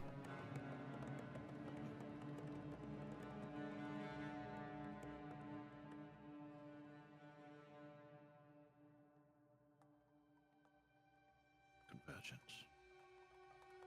Does that mean anything to anyone? Have they come over to our table, or are they still talking I alone think over she there? waved to you guys over, I think, right? Yeah. We just wave. Oh, okay. Oh, I thought she just waved at us. I didn't think she waved It us was, all. you know, it's sort of Oh. both, like waving at you guys, and you know, sort of like hey, you can come over if you want. Oh, Okay. Yo, Qonqo would go over. What did you say her name was again, Ziggy? Seela. Seela. Seela. Seela.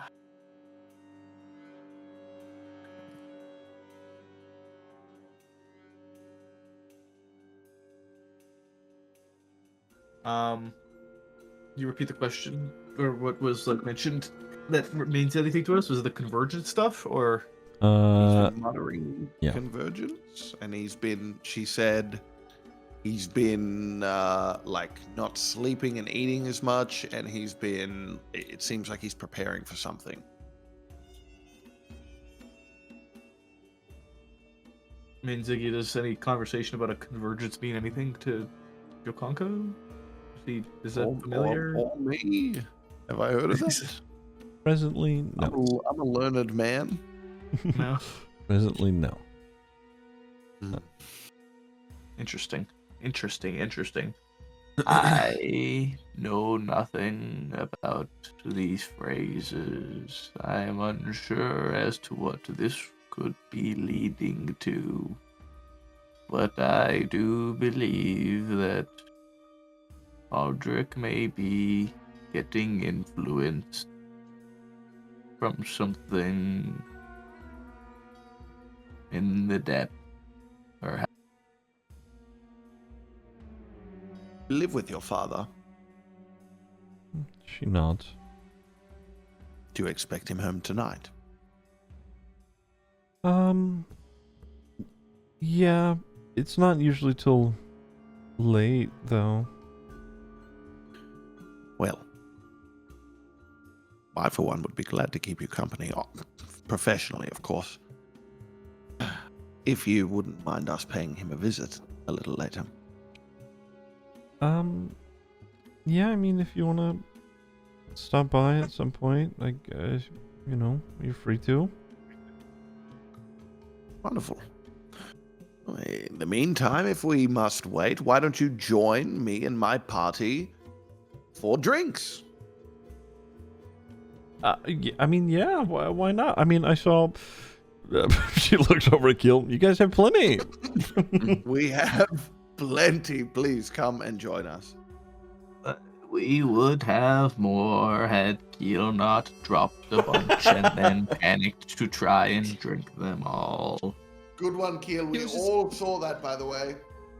He was just sitting there swaying side to side. See, I got through it.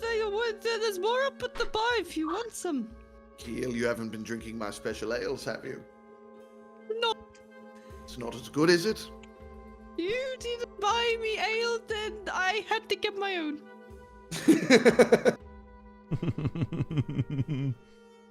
Okay. I mean, she, you know, joins you. She's, well, like I told, she, like, does like it's a very, very coy look at Aubrey, and then she, Aubrey, thank you, for helping. I don't know how to handle this, so. It's what we do, isn't it, folks? Yeah.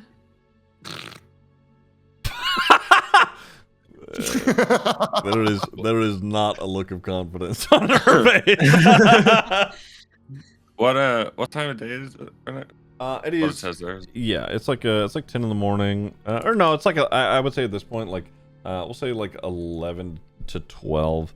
It is storming outside, so it's, you know, it's like a dim bordering on dark.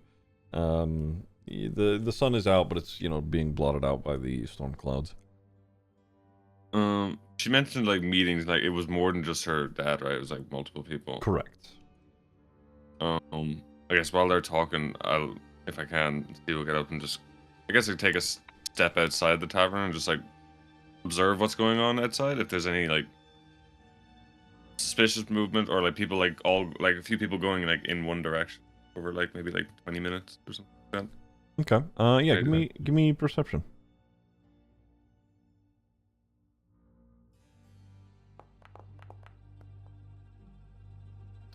12. It's very rainy. It is raining. I would say that you don't spot anybody who necessarily looks like Sela passing by, but I would say that you do see at some point there's like a group of 4 individuals who are walking, who end up walking in the direction of the eastern coast, which is where the maw is. One of them appears to be wearing a uniform that is consistent with that of the professors from Grimjinx and Hyloraxis. Oh.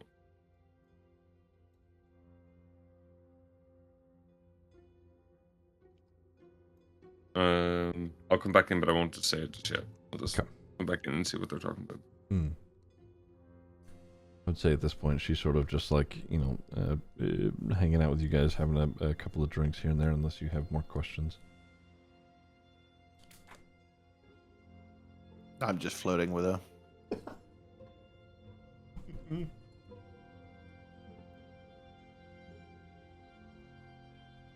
What are we doing? I'm just waiting until time to go and see your dad. Are we waiting for? You know what? I will do this in character. Do we wish to wait for this storm to pass, or should we go now? I think we go now. I think let's go have a look around. I saw something earlier. We should probably go look at. I'm not going to say it in front of her, though. Yeah, it's, I can stay here. I'll stay with you, madam. No, you will not. No, I won't. You'll come with us. Never mind. Never mind. We'll be back. She nods. She like gives you a little wave with her fingers, Aubrey. I wave back. God. Slap the back of his head.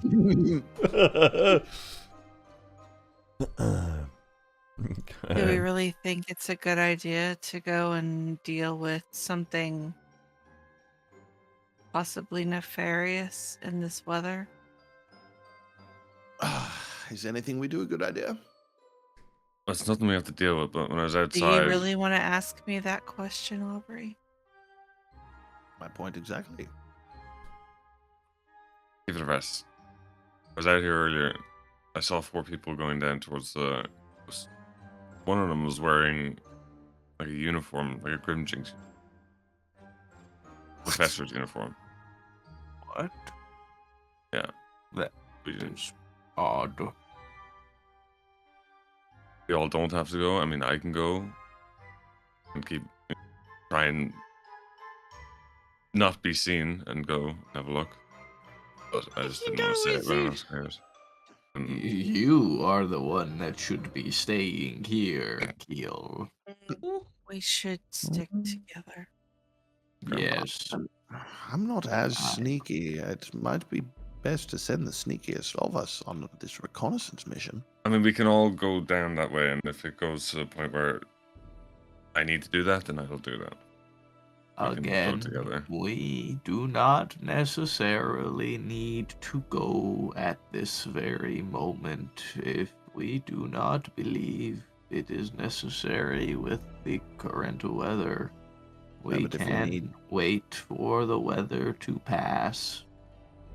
If we need the weather will help me stay undercover. Exactly. If we need to sneak, the weather will be helpful. That's true. Devin did say that he would come back and inform us when his nephew was ready to be met with, so that is something else to keep in mind. Just going That's to look. why There's no way we can, like 4 people going down to the East Coast where the problem is, and one of them's wearing a professor's uniform from Grimjinx. There's no way we don't go look at that. Well, that's why I Please. suggested I stay. It wasn't just to flirt with the pretty lady. It was in case we got more information here, and I don't think I'd be as much use as a sneaky fella.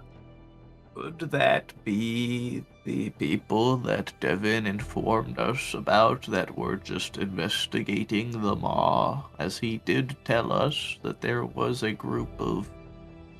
I do not recall what they were called. I will call them the Magators. Sure. That are trying to look into this. Am I the only one that recalls that Well, conversation? it's probably a good bet, but Ziggy, what was the name of the people he said that they were? The Maw Watchers. The Maw Watchers. Can we see the East Coast real quick? Can we see the East Coast from where we're standing? Like, is it on like are we on a hill looking down, or what? Yeah, I would say that you're on a slightly elevated position here. Yeah, I would say you'd be able to. Like, if we walk down Mhm. and then walk back, like, what's the time frame of that? If it was like a straight walk, there and back. Straight walk down and back. Would I be able to tell that actually? Like, yeah, give me insight.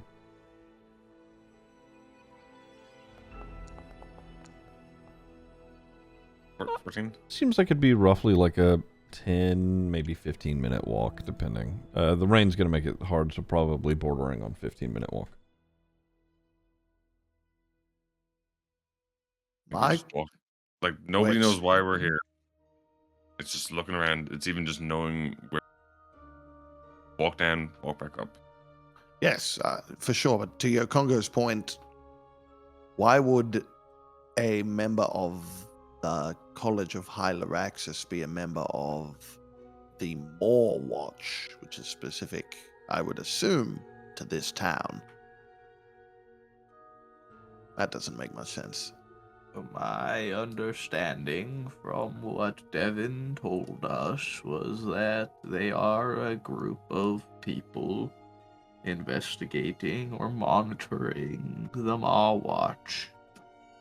There is without question many brilliant minds from Jigs that I am sure may be able to find some answer.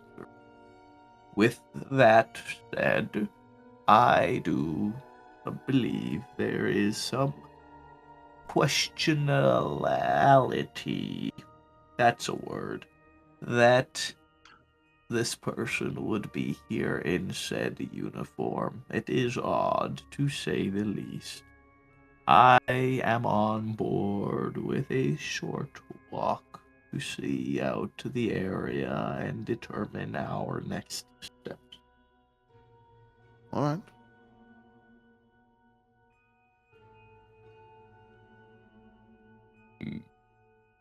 I mean, I was gonna suggest something, but I think I'll leave it. If you'd like to, We please. are all ears, see.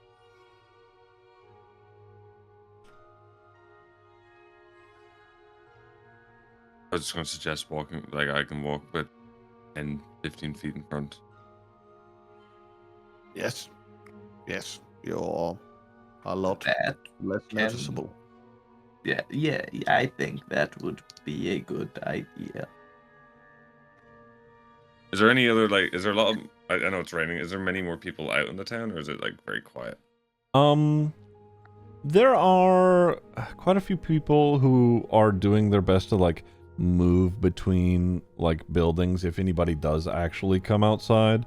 Like, whatever they're doing out here is, like, you know, they'll go to retrieve something and then immediately go back in, or, you know, go from building to building to whatever business that they're supposed to be attending to. Otherwise, yeah, people are trying to stay off the street, more or less. If I'm walking in front of them, then that's how I would Okay. feel like the side of the building, Okay. walking past them. Okay, heading in the direction to go in, you know, at the very least get a look at the Maw Watchers. You head that direction. You can see a small cluster of smaller buildings that have, while they are descended from, the point of which you started from down to where they are, they still do have like an elevated view of the coast and the Maw itself.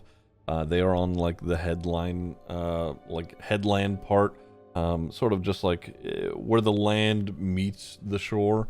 That's where their buildings are established at. Go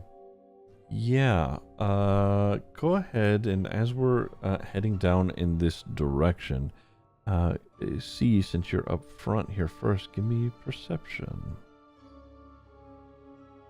Can I give you stealth first as well? Because I'm trying to... Yes, yeah, give me stealth. At advantage. Yes. Ooh. Very nice. Wow. Okay. Well, uh-oh. Well, that's probably someone's passive perception, I would assume. And then my perception? Yes, correct. Cool, I don't see a thing. I would say, you're quietly getting up front. You do not see anyone immediately outside of this area. However, the buildings that they had been walking in the direction of, there is some lights coming in from the inside.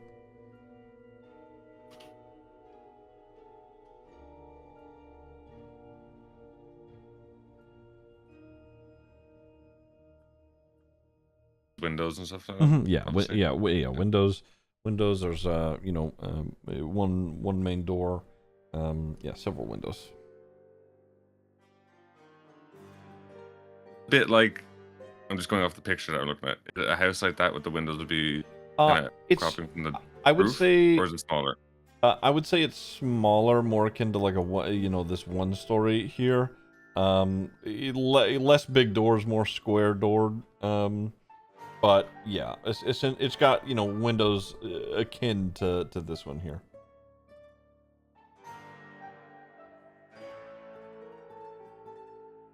I regret this.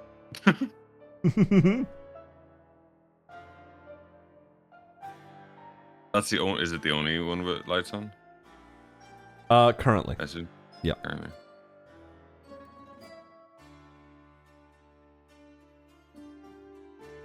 Yeah, I'll peek in the window. You gonna peek in the window? I'm gonna peek in the window. Okay. Peek in the window. Peek in the window. Beep, beep, beep, beep, beep. Stealth again. Yeah, give me stealth again, and then you can give me perception again if you'd like. Please, God. That's fine. 20. That's Okay. fine. Hopefully. +7 is nuts, dude. Mm-hmm. Perception. Okay, that's better. That's better. Very nice. Nice. Inside, approaching the buildings, you sneak up to one of the windows, sort of like peeking your head in. It's raining, it's windy out, it's hard to, see outside. You see inside there are a few scholars that are in various states of sort of like agitation and confusion. Aside from one of them who has a slender feminine figure. They have light blue skin with like fluid flowing water for hair. They are wearing a purple, white, and gold uniform. This is the one that was consistent to a professor from Hyloraxis. They are wielding a staff that has like some coral attached to the top of it. I recognize anybody. Recognize anybody? No. Aside from the one who appears to be a professor. Yeah, besides the uniform. Yeah, I don't recognize it. No. Yeah.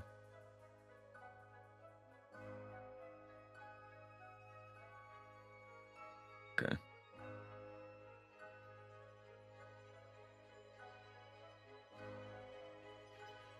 Guess I'll just leave. Mhm. I wouldn't necessarily rejoin the group, but as they're walking down, I guess, unless you guys Oh, are doing anything, excuse me. I'd walk past and be like, right, as like a kind of like the sign to go back up to where Mhm. we were, unless they want to do anything.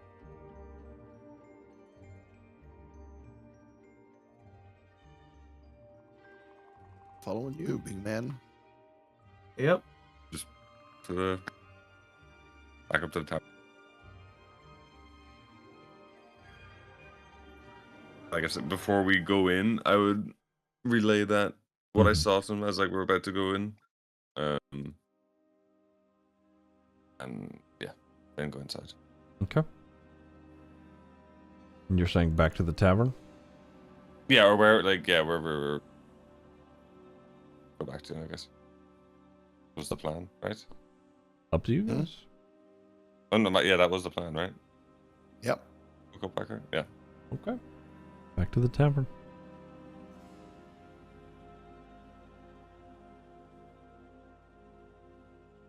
I relayed the information. Okay. So, wait, there's a lady in there, and she had water for hair, is what you said? Yeah, she had a staff pearl on it. They And all what was looked- she doing? I mean, they all looked agitated. They all looked like they were discussing something. I couldn't hear anything. Just in a house.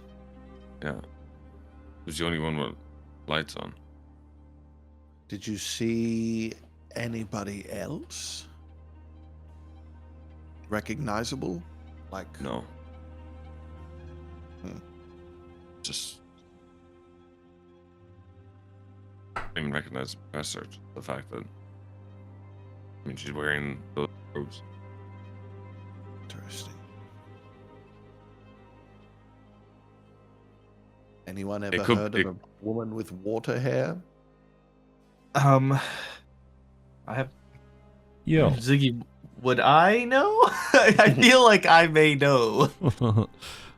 Yo, yeah, you would easily recognize this as someone who is a water genasi. I knew it. I was Yeah. sitting there like, Yeah. "Oh, what did I say?" Mm-hmm. I believe that may have been a water genasi. Water genasi. Yes.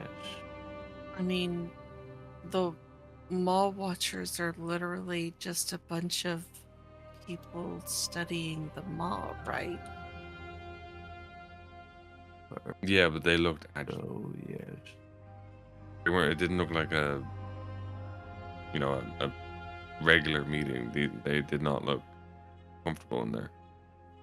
Well, yeah, people are wandering off into it to their deaths. I'd be a little upset about it myself. All right. Well, I think C may have a point. Should keep that in mind, especially if we find out that the more watchers are not, in fact, a bunch of water genasi. I mean, one of the ideas, because we take the risk that they are. That is not what they are. If they're just observing it and don't want what's happening to happen, we talk to them. Well, I think we should learn more before we put ourselves in front of them and play our hand.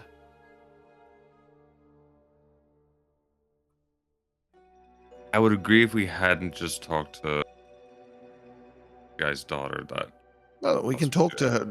I don't believe that she's involved. We can talk to her. We can speak to him, try to get a handle on maybe he's involved with these people. Try to learn more before we go walking in front of these people. We have no idea who they are and say, hey, you're not the bad guys, right? You know, we can take this one step at a time. No need to do everything at once. You know what I mean? Gather information first.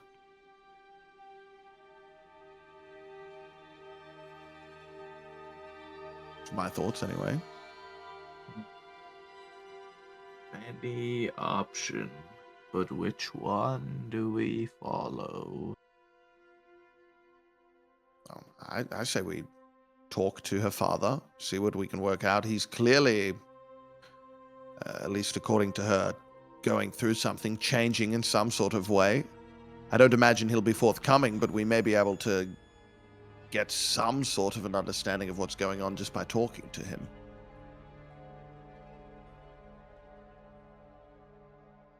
We also need to speak to the person's relative that also was liking the water, I think. The nephew. Devin's nephew. One. Yes, Devin's Yes. nephew. Quite. Whatever order We they should present probably themselves. find out if the, I guess, incidents started taking place before or after the Mall Watchers began their watch. That is a very, very good the point. Grand Shepherd. Hello, Fed Funding with the 27 months. Hi, I think guys. we Hi, talk to the chat. nephew Sorry. first, if he's Hello, hello. because it's either talking to two people groups that might be involved in it or somebody affected by it. I think we talk to the person affected by it. I am inclined to agree with the nephew first.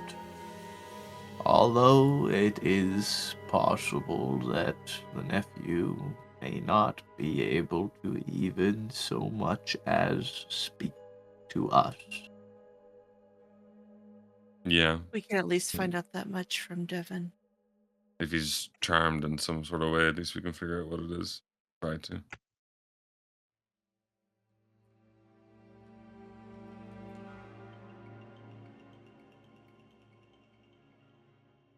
I guess we'll just wait for the nephew. Yeah, I suppose. Well, we're waiting. Devin said he's to come back, right, Ziggy? At some point, yeah. Tell us. Yeah. I suppose we just wait here for Devin to return. I'm unsure there is much else. Does... what was her name? Sela. Sela? Does she know where her father is currently? She does not. She's expecting him home later tonight. Do we know what he looks like? Not currently. Perhaps we should figure that out in case we spot him. Yes, I mean, And I'm sure she she'll is tell us. unable to help tell us where she is. He is. Oh, she's sitting right over there. Let us go and ask then. Yo will walk over to her.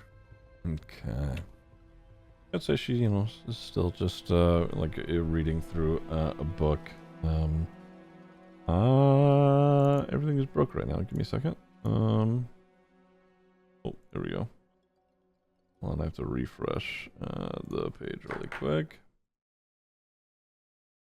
Yeah, I would say she's sitting just reading a book of her own, sort of like holding that lantern up to it, and as you guys come by, she's just sipping her ales. She's yes, what's going on? Hello, Sela. I did not properly introduce myself previously. I am Qonqo. I hail from Nettleguard's Haven. I wish to ask you, Sela, as to if you could provide a description as to your father's appearance. Yeah, he's got red hair like mine. He's got he's got a mustache. He's got like a pointed goatee beard. It's like shaved sides, long hair on the top. He keeps it tied. He's got He's blind in his right eye. He is from a scar. I think you'd be able to spot him out pretty easily if you see him.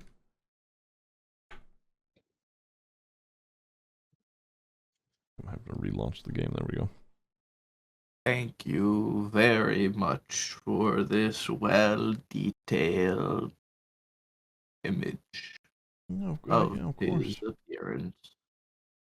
Ideally, we can locate and speak to him soon.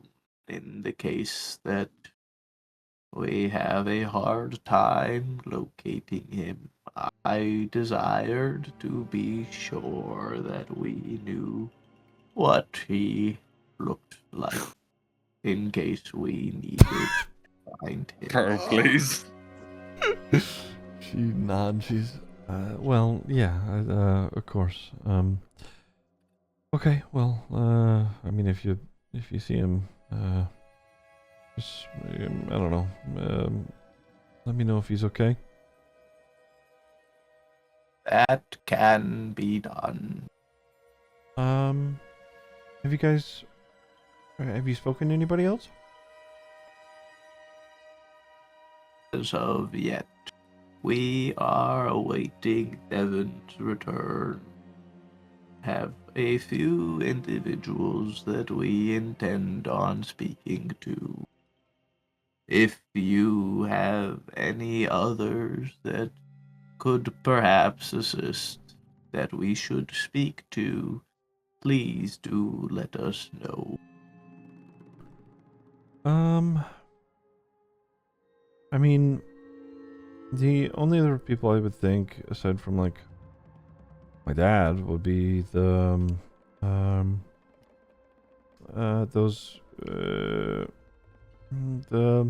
people that live down by the shore. They keep records of a bunch of stuff. But Would this be the so-called Ma Watch? yeah, I think that's what they call themselves. Do you know what they look like? Well, they dress nicer than most everybody else in town. They've been here for a while. I don't know, like 5 or so years now. So, yeah, they seem like nice people. Do they have any particularly discernible features that would stand out? Like, what do you mean? Is one of them a water genasi? Oh, yeah. Ah, thank you.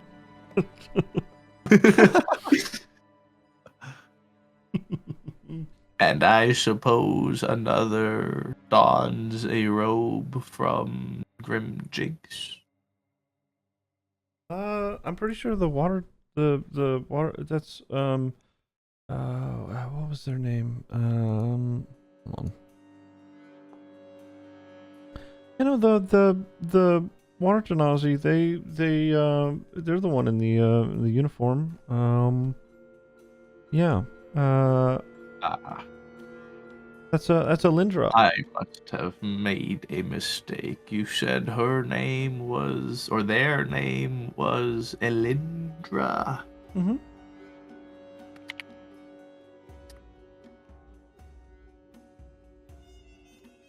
Please spell that, Ziggy.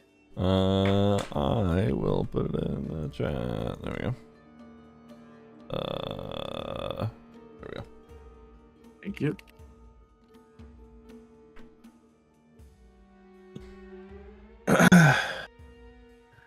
I see. Are these people generally quite nice, or do they prove to be problematic? Let me specify. Are they approachable individuals? I mean, yeah, I would say so. I think that they're like, so like a lot of people in town, they're like, kind of, they're rough sailing the seas types. I mean, not for me, but the in comparison, those guys are like nerdy is the best way I could put it. I mean, all the sailors sort of, give them a hard time, but otherwise, they seem perfectly nice people. This is good to know. And I think the last question that I have for you, have these people been getting taken for a long time, or is this more of a recent occurrence? To my knowledge, it's been over the past, like, I don't know, a couple of years or something. Before or after the Maw Watch arrived?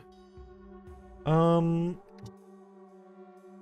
I guess in comparison, it's been like 3 years after they showed up.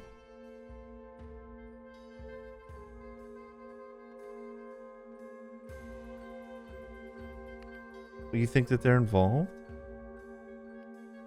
I am not counting out anybody yet. You never know, young Sela. You never know. All right. Well, I mean, okay. Did the rest of the party come over and everyone's just standing around me as I'm doing all the talking? Is that what's happened here? Dude, lead the No, you detective went like up- Qonqo, Just give dude. the ride. Hello? No, you went over by yourself. You said I'm walking over. So I didn't know if you guys could come. I don't know if you were coming over too. In that case, I will leave you be. I appreciate the assistance, Sela. Yeah, of I'll course. return to the group. From what Sela has informed me, the people that you see were more likely than not the Maw Watchers. The Water Genasi named Elindra in the Grimjinx robe was one of them. These takings, I do not know what to call them, occurred roughly 3 years after the Maw Watch arrived.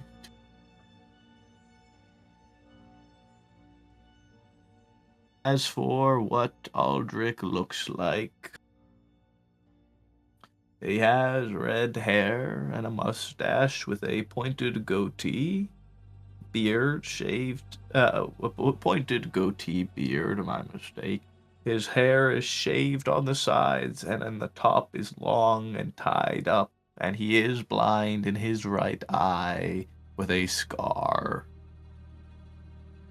Supposedly, he is very easily discernible if we were to see him. Sounds like it. She did say that the Maw Watch are very approachable people, so perhaps we could return to where she had seen them and just speak to them directly while we await. I forgot his name. Devin, that one. If you'd like. Not against it. They say they're approachable.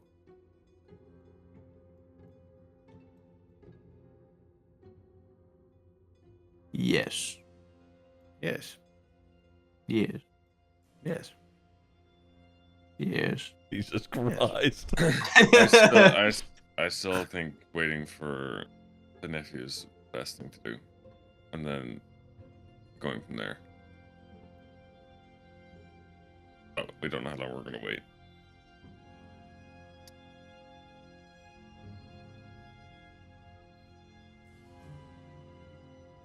Depends how long you guys want to wait. We can I get more believe- ale. I don't mind. You do not need any more ale, Keel. I personally believe that we should go and speak to the individuals that you had seen. See. Yes, I mean, if they are studying the thing and they are not the culprits, then couldn't hurt. We do not know if they are at fault or not. They are not out of the question yet, Aubrey. Although they were described as being nerdy people, whatever that may mean. Ugh. If only Halgrim was here. I do not believe Halgrim would work well with them. I do believe Keel might.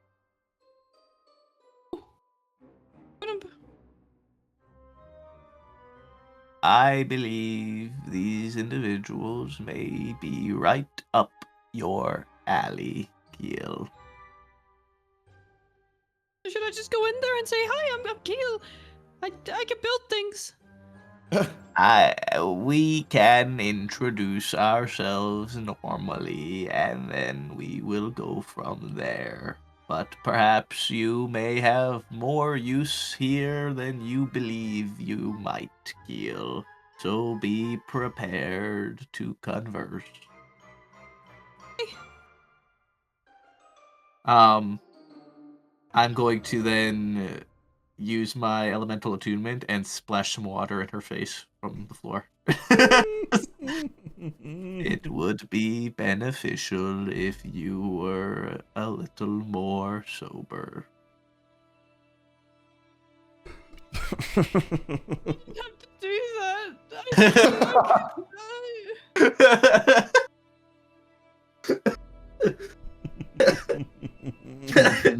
I'm sorry.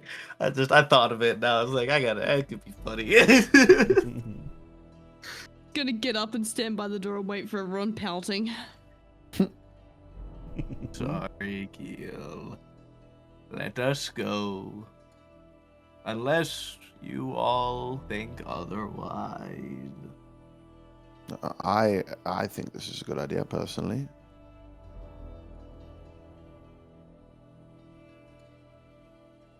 All right. Need to Well, go then, beat them. Ziggy, I guess we're gonna go back to where we just were. That he found the people and knock on their door. Okay.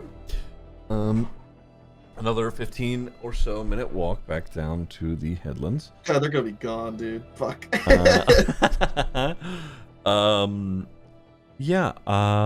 Knocking on the door.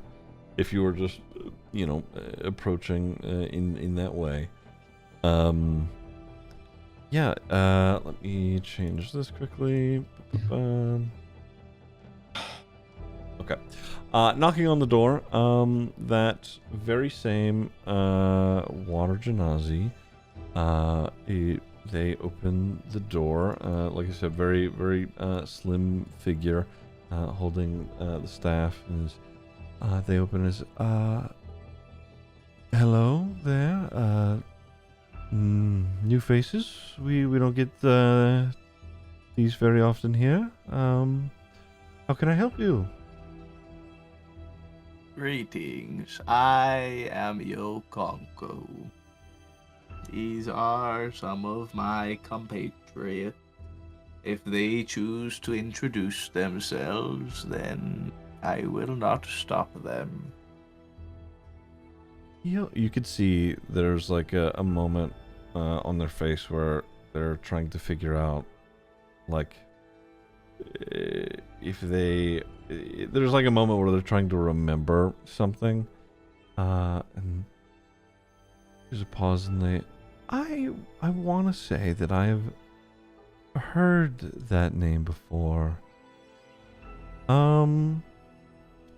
Right. That would not be unusual, assuming you have spent time around Nettleguard's Haven. You see, there's like a look of realization. That's what it is. Okay. Wow.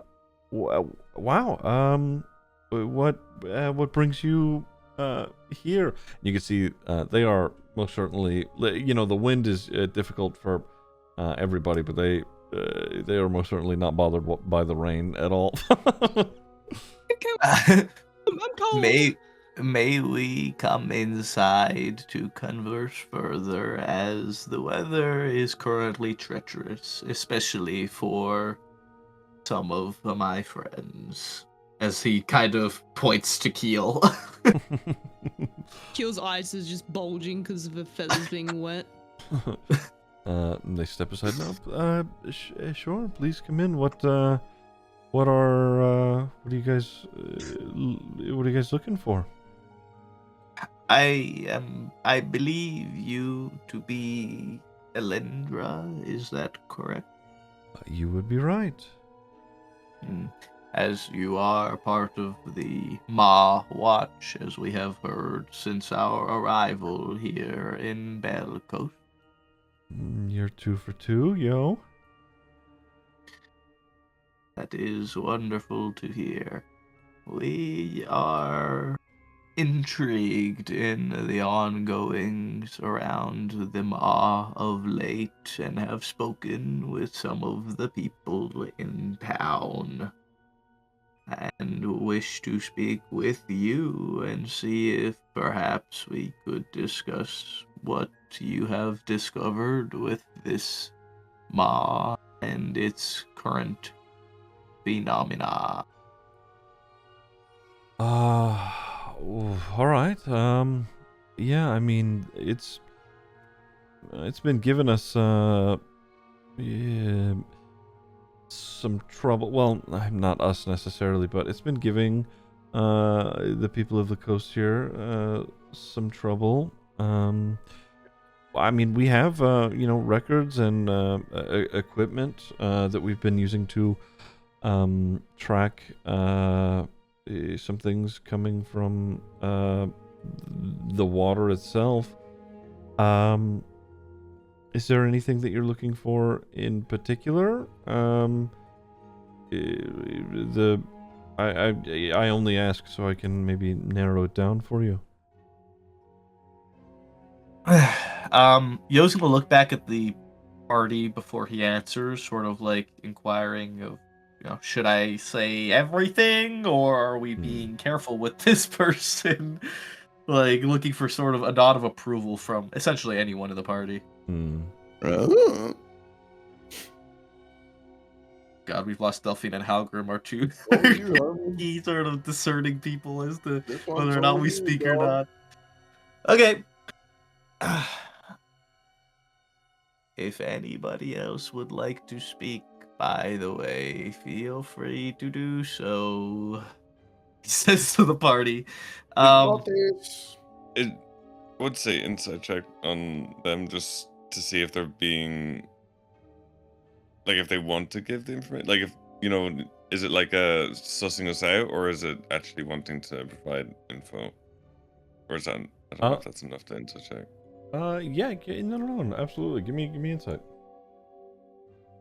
Oh, please, let me check once. Oh, cat's got key senses. Oh, okay. Thank God. All right. Yeah, I would say, getting a read on their face, it's mostly like the expression that they give is mostly that of they are being a little wary of, like, you are new people or whatnot, but anytime they look at Qonqo, there's a slight drop in the tension. You recognizing, or at the very least, hearing a name that they have heard of before. So there is a slight weariness, but also at the same time they are, it seems like they are here to help for whatever purpose that serves here on the coast, for sure. Well, if whenever you Qonqo look back, I'll just nod and be like, say whatever. Very well. We are particularly interested in the recent incidents where people are being drawn out into the maw Edin by Ashton a 48 just low subscribed. hum, perhaps, and being swept away by the rough currents. Okay, I see. And they turn around and they, flip through a few collective bits of parchment before they turn back. And he's,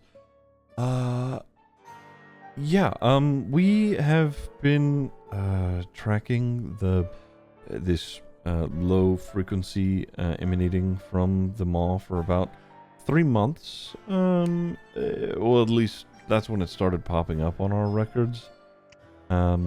It's been increasing in strength at a pretty consistent rate. Not everybody seems to hear it, but the equipment that we do have here is picking it up. From what we can tell, the frequency is originating from somewhere below the maw. We think it may be coming from whatever passage or chamber exists at its depth. I mean, something's got to be, pulling that water down, right? So, it's unfortunately, it is just not consistent with any geological processes that we can identify. However, the consistency that we have found is that the frequency, when it does increase in its strength, it is responding to, we think anyway, the lunar cycles. It grows stronger in the nights, and especially stronger in the nights around a new moon, which is, they sort of scan the papers, which is in 3 days from now. Okay. How coincidental, Ziggy! Eddie Nash, thank you for the tier 1 Look at that. for 29 3 months. days. Lastashia, thank you for the prime for Great. 57 months. I Perfect appreciate it. timing, Thank you. Thank you.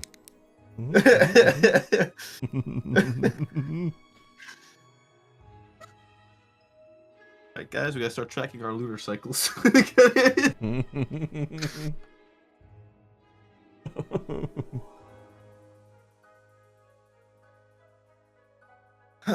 I see. Have there been many people that have returned that have been able to be studied, for lack of a better term, as to why they specifically are being drawn out? We specifically haven't gone and talked to them, mostly because, I mean, one, they seem disoriented. Two, it's a rather traumatic experience that we've gathered, and frankly, we are, we want to study them, and I feel like if we were just to berate them with questions, it may make their state of mind worse. So we're not very soft-handed. We're here for data. I mean, don't get me wrong, we are trying to help, but at the same time, it's I don't really have a bedside manner. It's not something that I was trained to do. Do you have a particular set of questions that could potentially help, and perhaps we may have a slightly better bedside manner to investigate with?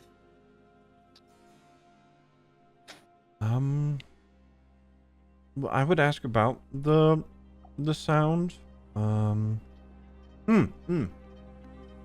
You should ask them. This they pull out like they grab something off one of the desks and starts going over it. And you should ask them. And obviously, this is one of those things that I think that we here personally can't go and ask about because it feels rather sensitive. But what we do have on record here, we've gained this from family members, what have you, here in the town. Among our data that we do have is a commonality between all of the so-called affected peoples here in the Bell Coast. All of them have reportedly lost someone to the Maw within the past 2 years.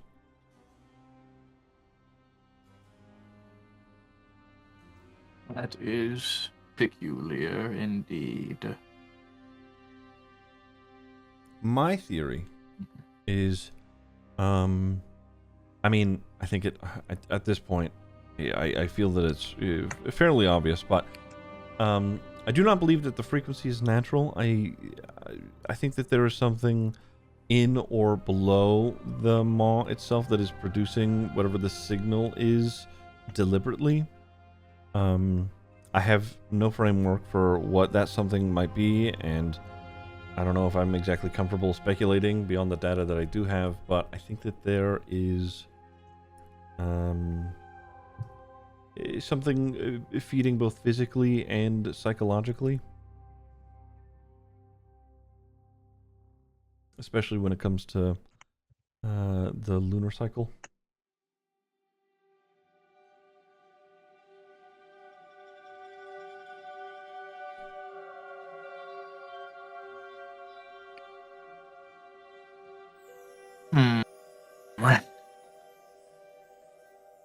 Very troubling this is.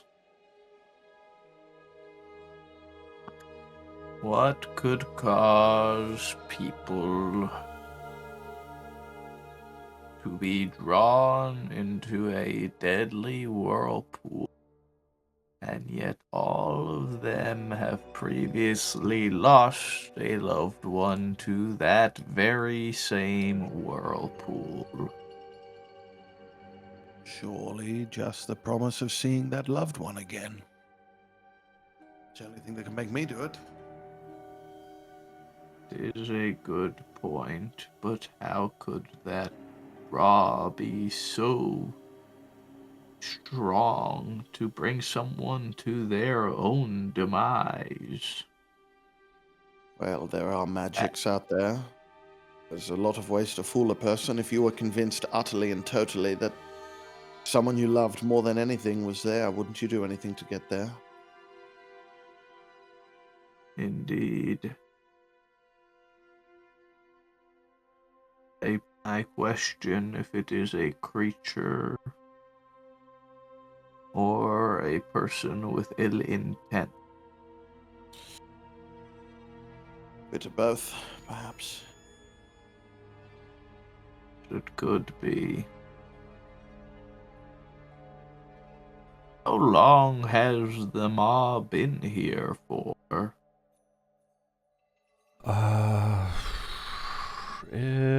Long time. Only recently. Okay. What we knew, or at least what Grimjinx, their records had shown, was that the verdant strait that is passed through here, its current is so strong, and that's why a lot of people, a lot of sailors use it to travel, to get somewhere quickly. But the problem is that we think that there was something on the coast here that had I don't know, something collapse underneath the ocean floor. That's what we think anyway. It started this whirlpool effect, and it has only been perpetuated pretty consistently because of the current. The shape of the coast was already a little curved, and the current and this collapse, sucking in this water has carved the constant erosion of the ocean floor and the sand and the beach and the coast has, curved it into this bell now. At least that's what the folks here at the Bell Coast say.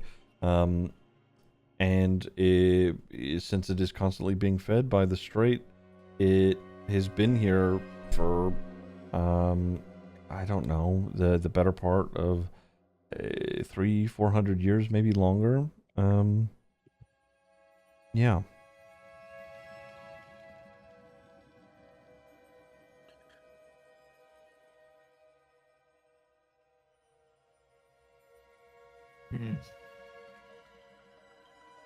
As I mentioned to my comrades previously, I have previously heard of similar occurrences from sailors out in the extreme depth, but never something as close to shore as this. I am exceedingly curious as to what has taken place over the last few years at the bottom of this pit. You and me both.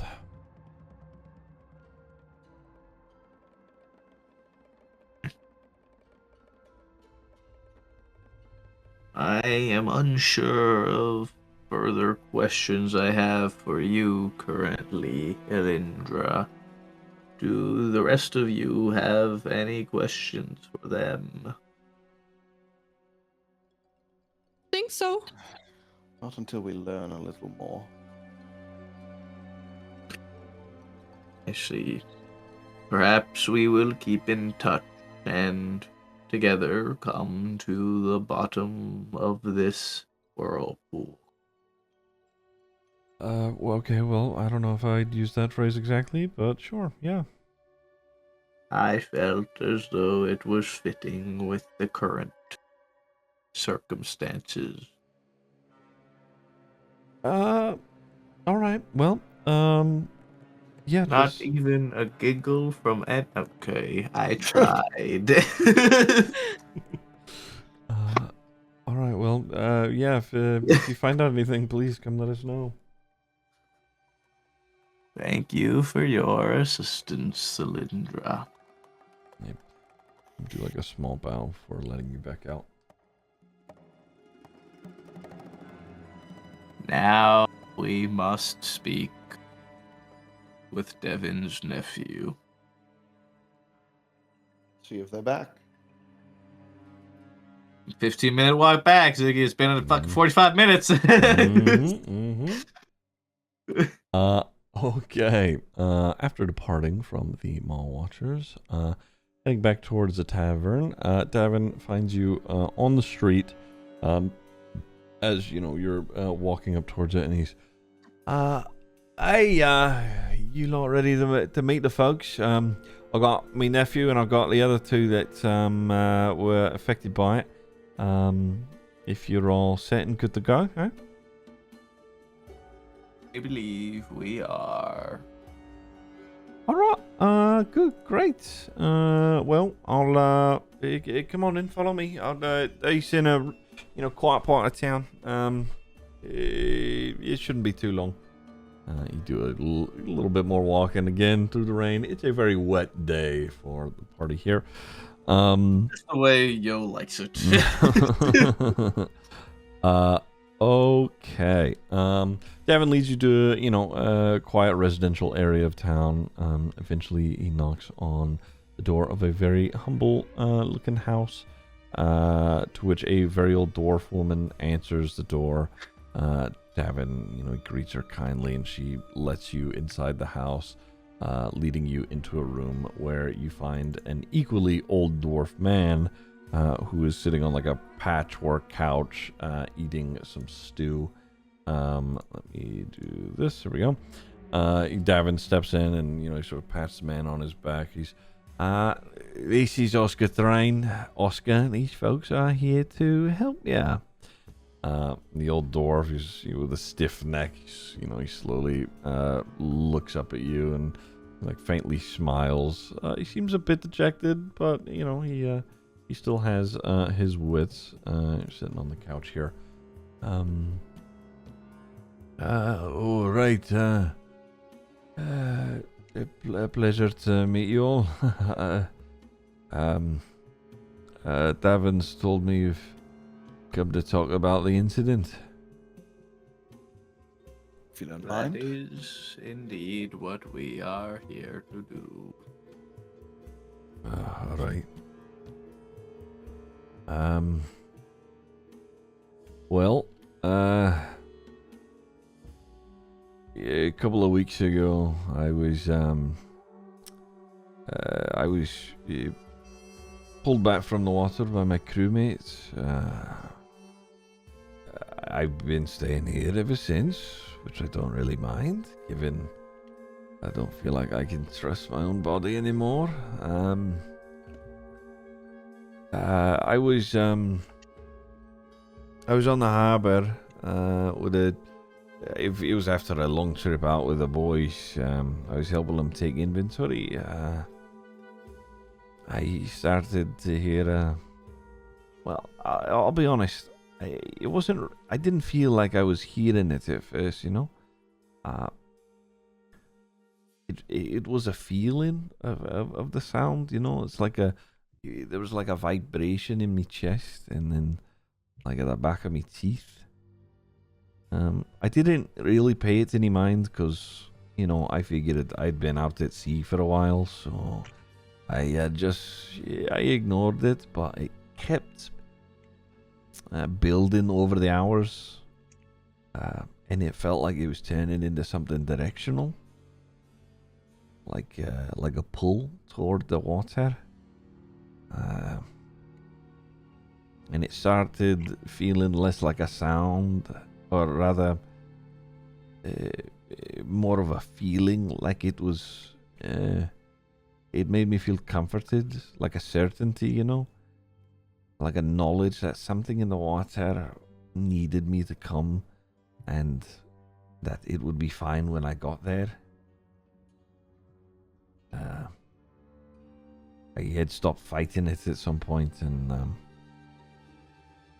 that's when my crew, they grabbed me. I was neck high in water, about to be taken by the current. So, I'm doing better now, though. It's not so bad. I get to relax here at home with the wife. I am glad that you have had an improved posture. Are you fine if we ask you a couple of questions regarding what happened? Yes, please. Have you lost any loved ones to the Maw any time in recent memory?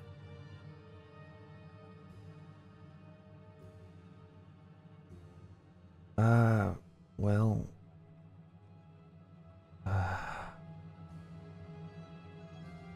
I mean, yeah, it was about 14 months ago. My son.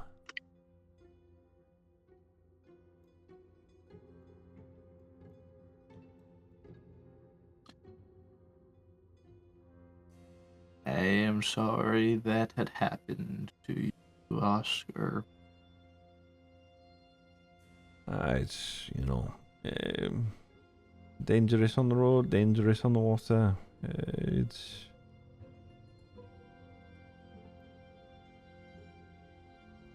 Thank you.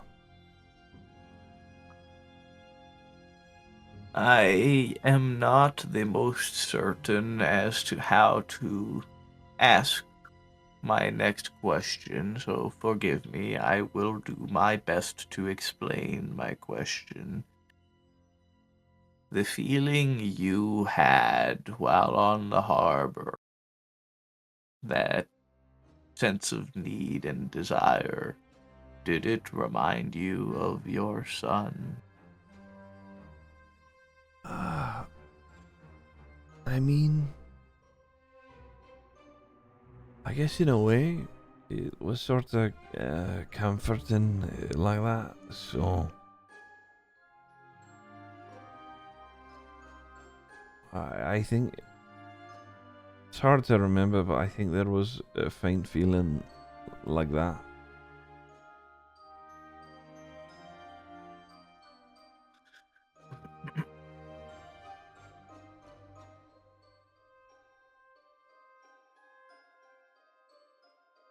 Do you remember the sound at all? Was it sort of a hum or a song? What do you recall other than it being more of a feeling in your chest as you explained? It's like a low hum, vibration, and then after a while, as it like built up, I don't know, it slowly changed into like I was feeling. I don't know how to explain it. The sound became thoughts in my head, you know? What kind of thoughts? Well, like I was meant to be headed toward the water. Like when I got there, that everything would be alright. Did these thoughts have any connection to your lost son? It made me feel like I would be able to speak to him again, at least one last time.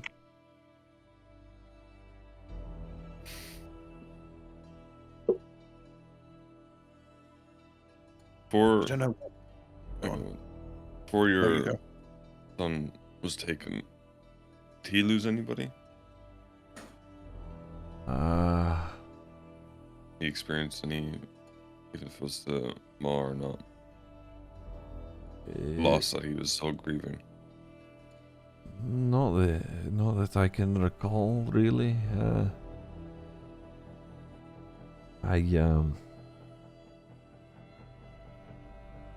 He was on a boat with an inexperienced captain, and well, you get too close to the coast, you get pulled in. If you don't know what you're doing, if you don't know how to navigate it, so. Who was that captain? I can't remember his name. I only remember telling my boy that he shouldn't be on a boat with a fellow who doesn't know what he's doing. I just know that he was green. That's all.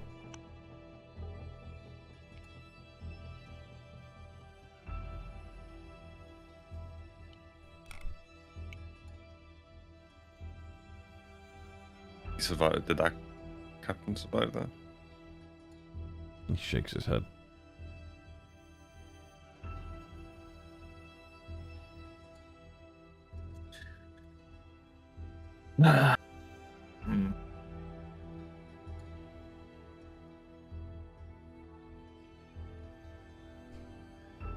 It is very odd. You were seemingly called to by the maw.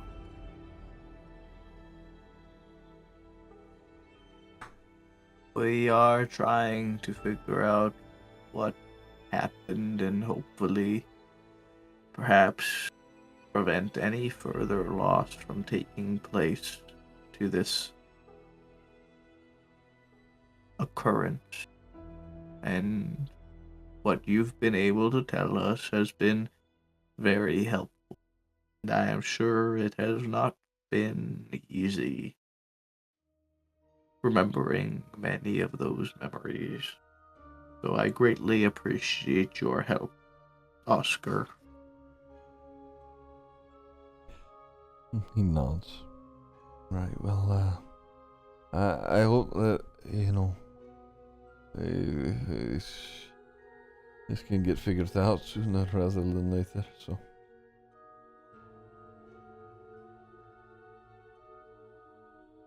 We Us too. will do our best. We will leave you be, Oscar. I hope you are well going forward.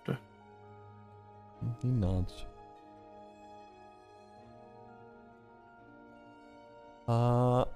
Davin then sees you out of the dwarves' home. Yeah, he walks along with you. Right, well, that's Oscar. He was, when it happened to him, it was a couple of weeks ago. This next girl,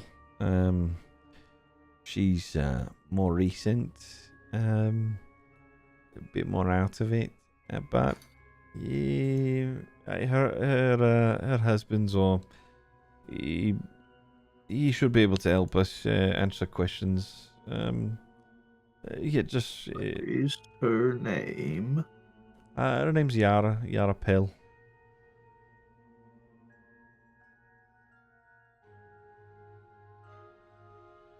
How many notes? Yara Pell? That's a lot of names.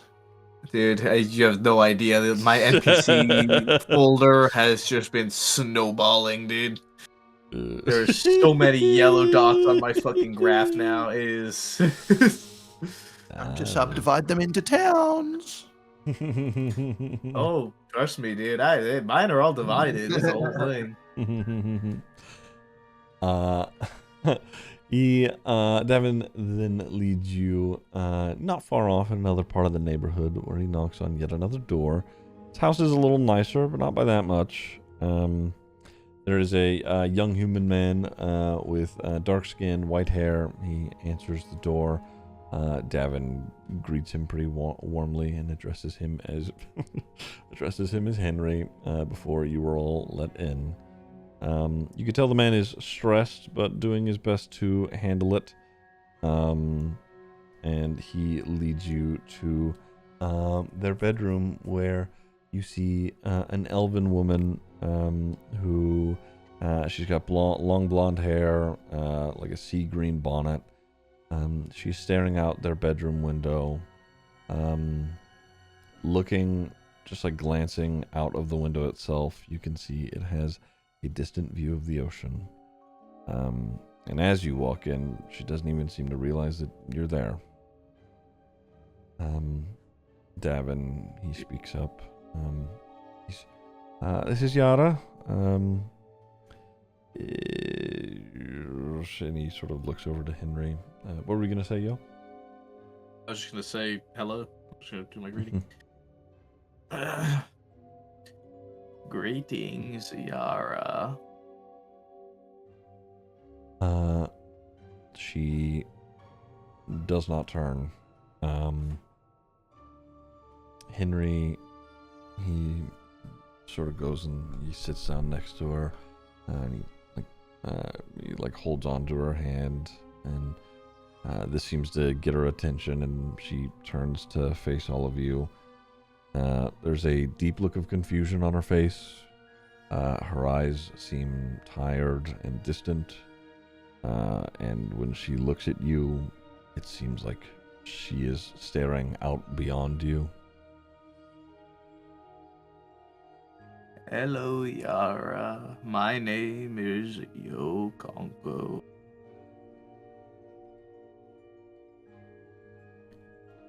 Any response? She's like, there's like a slight nod, but the nod repeats, and then it eventually turns into her rocking her head forward and backward. And you can see she's sort of moving her lips, she is saying something, but there is no sound. Henry, was it? He looks, Yeah. Greetings, Henry.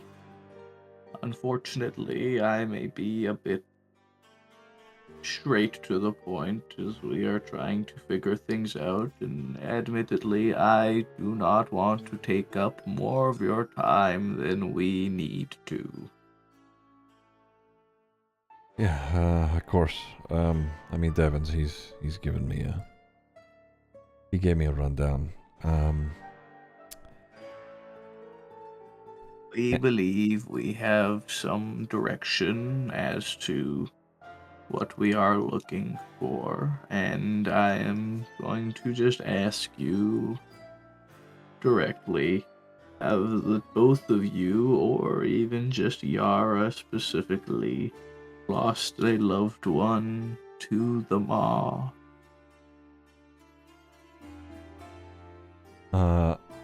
Asking that, Yara,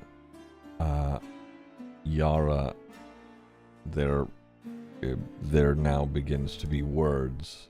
She's mumbling. She's there. I can. She can come back. She, like, no longer like looking at you all, and her head turns, and is facing back out the window. And Henry, he like pauses to catch his breath, and he's, it was her brother, 6 months ago.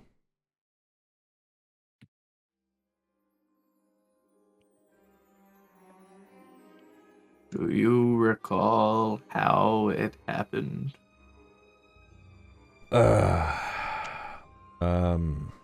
Her brother, or, and then he looks at her and he's, or this.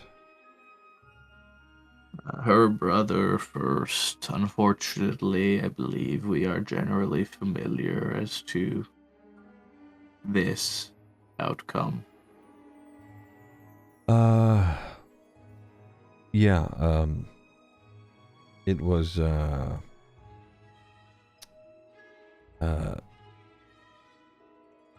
he was out,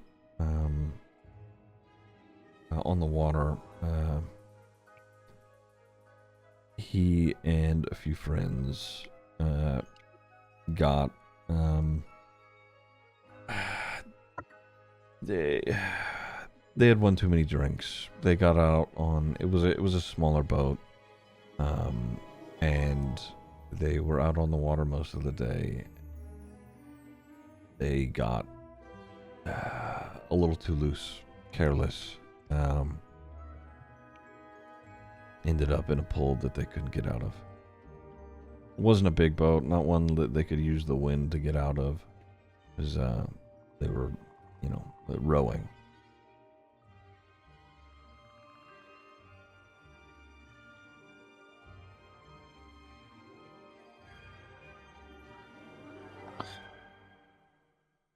I see. Has she mentioned him at all during this episode? Yeah.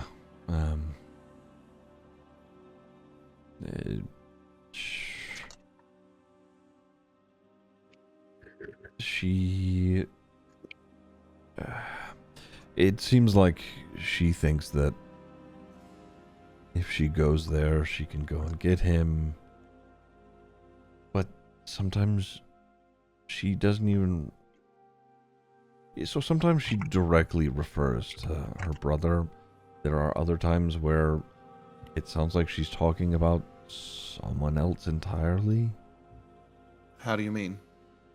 Like, there's like a woman down there that she can also go and save. I don't know. This woman have a name? No, she's never said a name.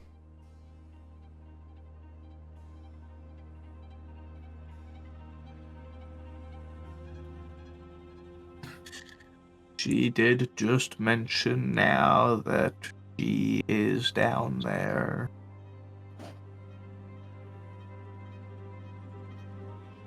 When all of this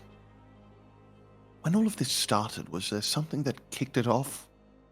I know this is happening to a lot of people, but we're trying to understand how or why. Did she take a trip down to the moor? Did she do something odd? Anything strange at all?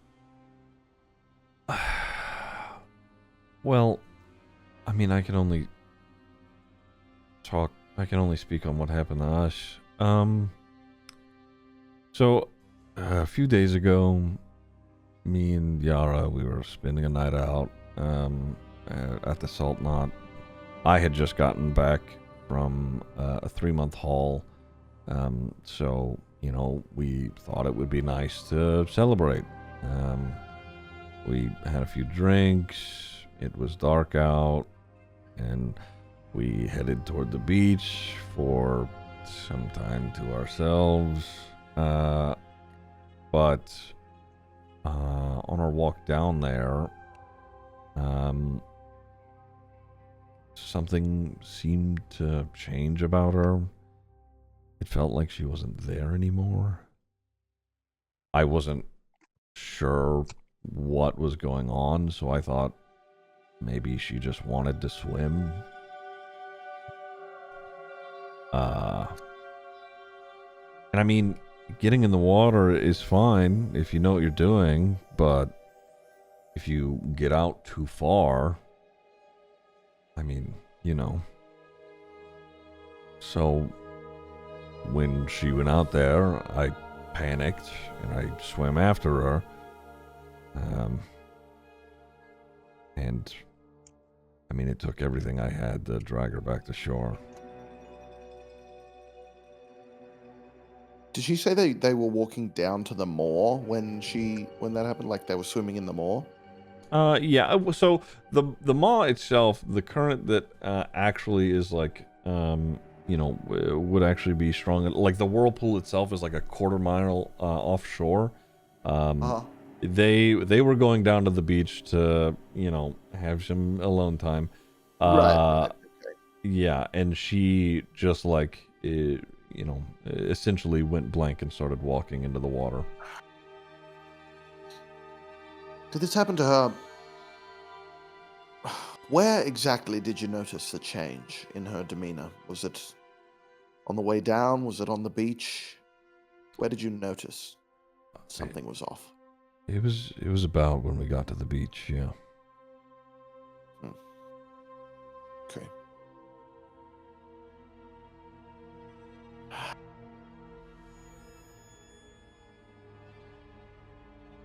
Anyone else have any questions?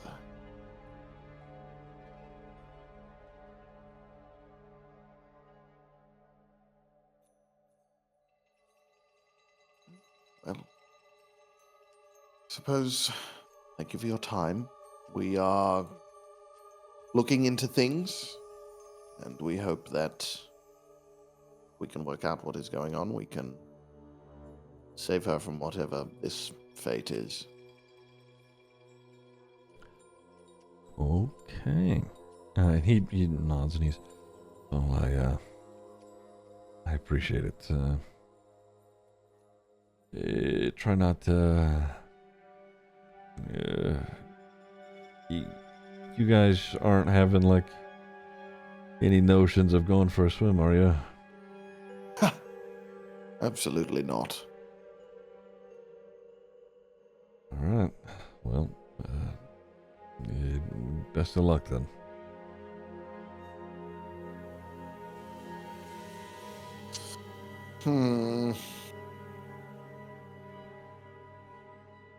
Head out and we go back to the tavern, guys? Departing from Yara's home, Davin, to the third and final house. Yeah, he leads you to his sister's house, where his nephew would be. Davin, he walking you through the neighborhood. Once you get to the house, he doesn't knock, but rather just enters. Inside, you see two people, man and a woman, who, at the very least, the woman, has a similar look to Davin, sort of dirty blonde hair, a bit older. But the man and the woman appear to be in a state of panic. The woman says, and this would have been in the time frame that you all were out speaking to some folks. She says, he was just here 20 minutes ago. I went to bring him supper and he wasn't there. And Oh dear. she points towards a room. There's a window open. We can't find him. And Davin. Davin, he goes, shit, he's a scrawny 18-year-old kid, real short, dirty blonde hair like mine. Go. We'll look nearby. And he's gathers his sister and brother-in-law. One guess where he's headed, everyone. Kill them all! We are going to do. Hold on, let me. We'll do this for a second. We are going to do a skill challenge. There are going to be 5 checks that we're going to make here. You all get one. You all each get one per person. Here at the start, you tell me when you want to be the one acting in these moments. You want to get 3 successes before, and if you do, before 2 failures across the checks that you make. The outcomes will affect what happens. Question. Sure. Question. I don't know. I would obviously. Well, actually, I don't know. Compared to how much faster than you am I? Or are we like around the same speed? I think I dust you, dude. Yeah, I think he might dust you, actually. Dude, Although you can both move. we both got pace. Both of you are pretty fast. I'm pretty sure like you can bonus Burn action everything. dash. Oh, you have 2 dashes. Yeah, you have 2 That's what I'm saying. Yeah. If I burn everything, Yeah. I guess I technically do too. Yeah. I have base 55 movement speed, and then I could use Step of the Wind for a bonus action dash, and then I could use my other dash, so I can go up to 160, 70, 165. Wait. I want to say you guys literally move at like a very similar pace if you are. Yeah, they were very speedy. close. Yeah. okay. Rogues have 2 dashes. Okay. We got pace. We got pace. So just the tortoise and the hare sprinting on. Okie doke. You dart outside. It is still pissing down rain. There are no signs of it letting up. The wind is howling past. The water stings on your skin as it flies by. Who is doing what first? We have to elect someone first before we know what the attack is. If you, I will say one of the first things, if you want, you could be doing, maybe looking for something to, maybe I don't know, get a track on them. You have a general direction, yes? Maybe perception. Maybe perception. Or investigation. Mm-hmm. Yeah. Who's doing what? Who's got highest investigation? Keel could. Keel's Well, probably 6. investigation. Keel is somewhat sober now, right? Keel's sobered up. I'll tell you what. This isn't a part of the skill challenge. Keel, give me a con save. We'll see. We'll see how okay. sobered Keel is. Yeah. Seeing that one. Oh. 15. I would say Keel, not all the way sober, but winding down for sure. I will let you make a straight roll for your either perception in or that flow investigation state. here.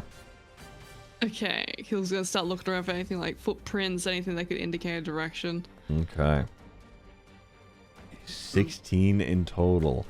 On the muddy road, just out back behind the house, you would be able to identify some fresh footprints in the damp ground. They are headed southeast toward the harbor docks. That is one success. Keel's gonna gather everyone and point it out to him. Okay, we have direction. You are 20 minutes behind wherever Corvin is headed. You are running through the streets, starting your search for him. You head toward the dock where you see a ship and its crew doing their best to weather the storm and are offloading cargo. They are in the direction of where he may have been headed. What do we do from here? There's a bunch of people out here on the docks at this point. It is crowded, I would say. It's a very large ship. Aubrey, work your magic. What does that mean? What does that mean? What does that mean? Perhaps one of these people have seen something, Aubrey.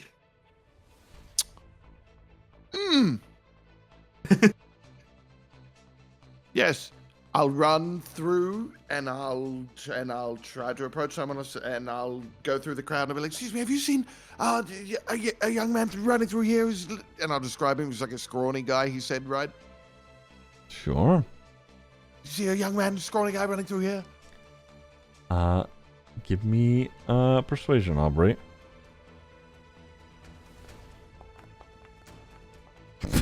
I'm gonna use a luck on that. Oh my god, he's a lucky sumbitch. It's for that.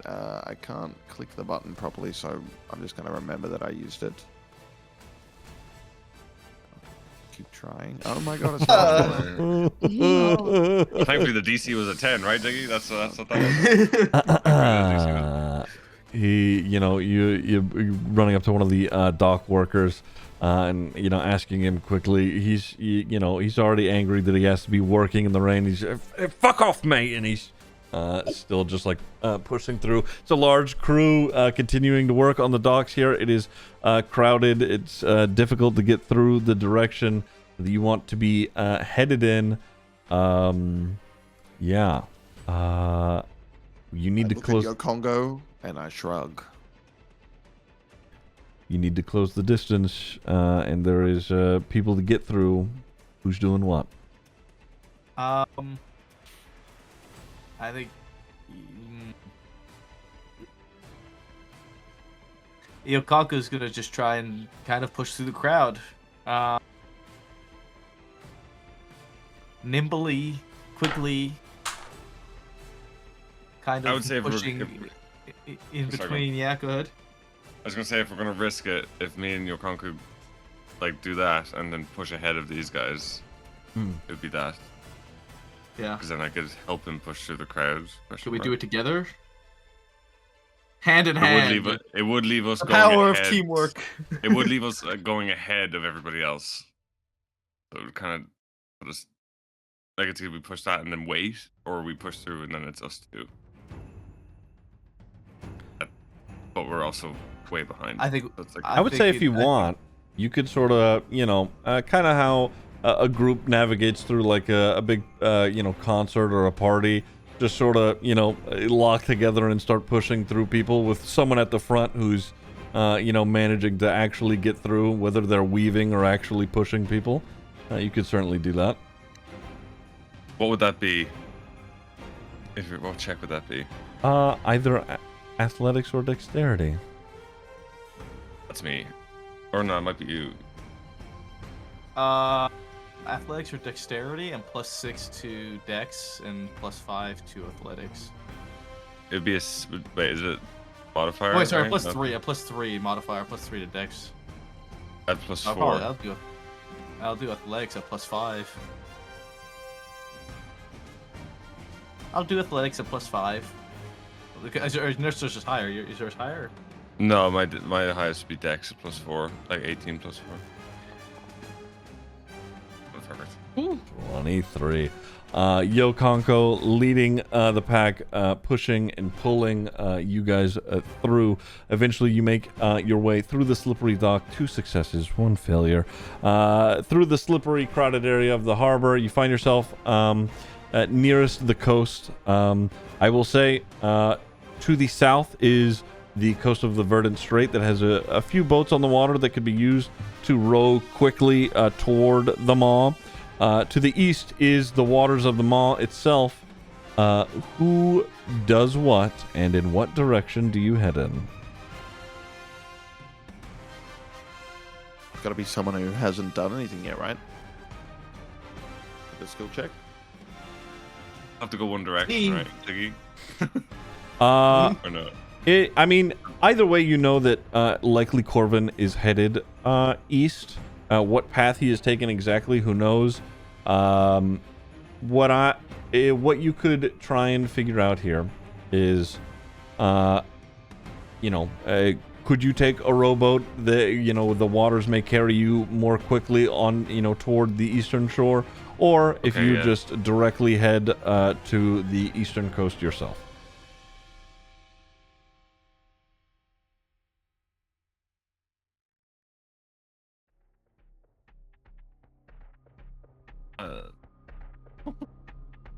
I think Eastern Coast. Okay. Let's go. Okay. In which case, Eastern Coast, we're trying to find Corvin. We'll say either in this moment as we're, heading and running in that direction, perception or a survival check for you, see if you'd like. Where's my survival?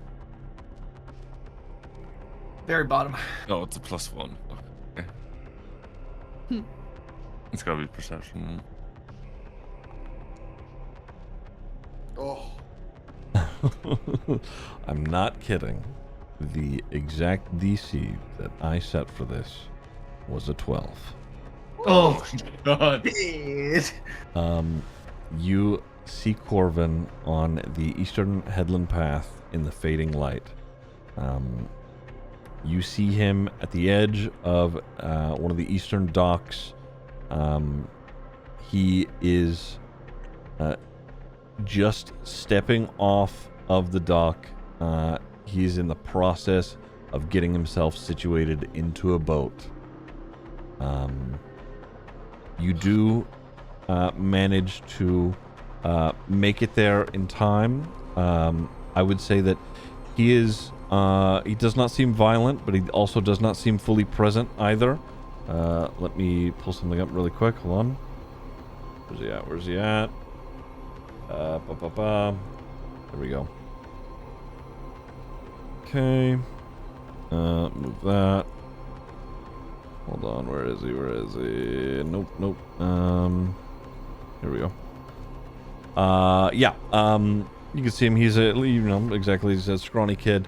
But yeah, he is getting himself situated in this boat.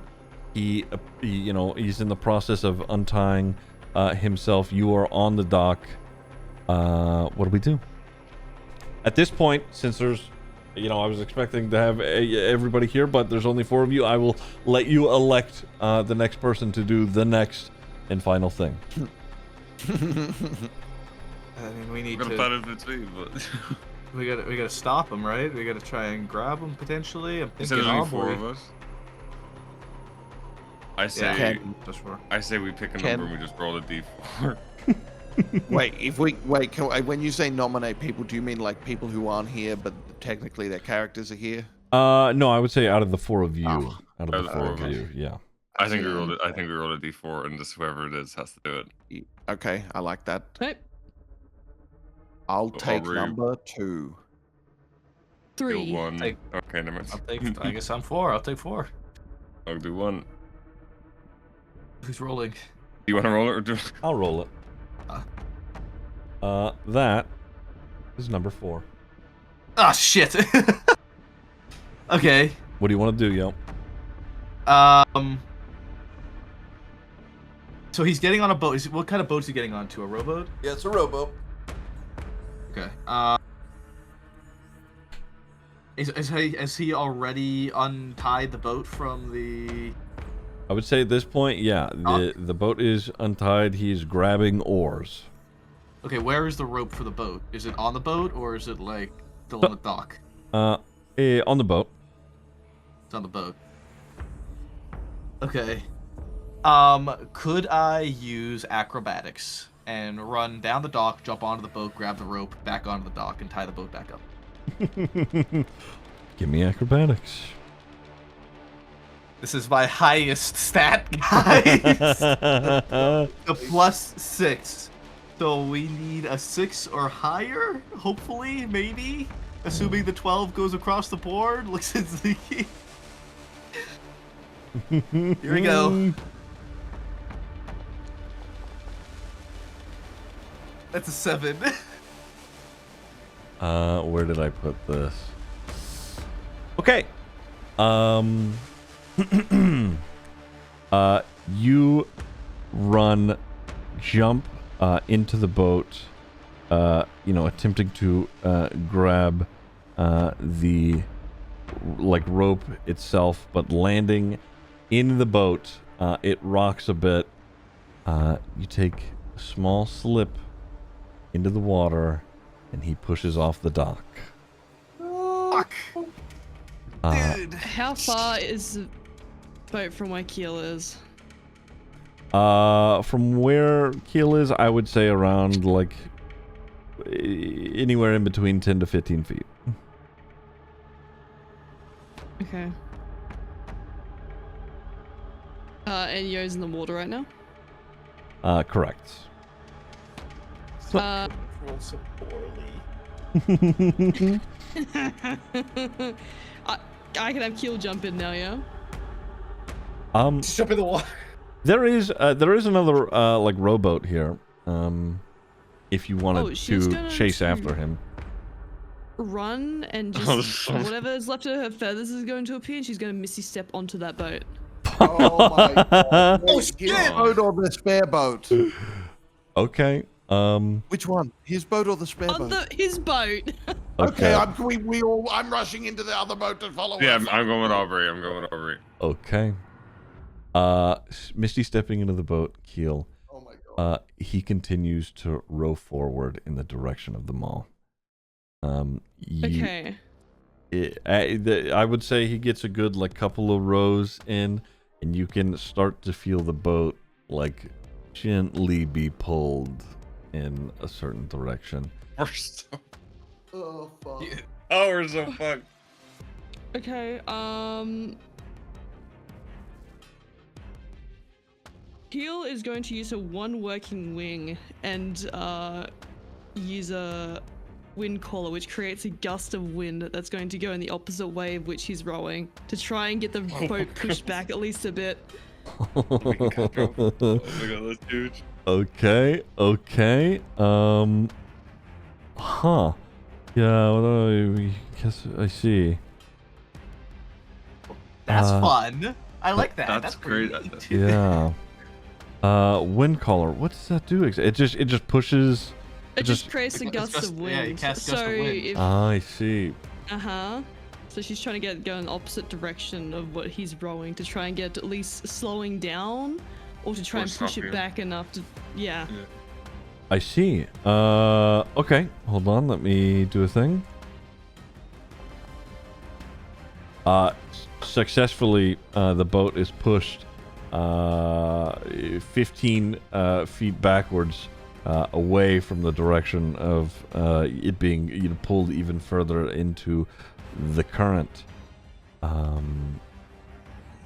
close are me and Aubrey to it now? I was gonna say my my second vessel here. Give me a second. Aubrey or C, who's rowing? Is it big enough that both of us row, or if not, it's just him because he's stronger? Yeah. I'll row if it's just one. All right, give me athletics, Aubrey. Athletics. Is that Is that good? sprint Oh, that person? is good. That is good. Oh, it that is good. Okay, never mind. Yeah. 17. Very nice. Yes. Aubrey, I would say you managed to quickly, very swiftly, are rowing that boat over in that direction. I would say you get fairly close, almost up alongside it. Before we do anything else, Yo, you are in the water. What are you doing? That's a good fucking question, because I'm sitting here thinking, I don't particularly want to stay in the water. They're on the boats already. But what could I do to help? Oh, wait, no, it has to be within 3 feet, doesn't it? Swim speed is the same. Is the swim speed the same as like movement speed? More or less, yeah. Are you swimming in their direction? Shit, man. This is risky, but I am going to try and swim to Keel's boat with Okay. the guy on it. Okay. And if need be, I'm not sure how far away from the dock are they roughly, would you say?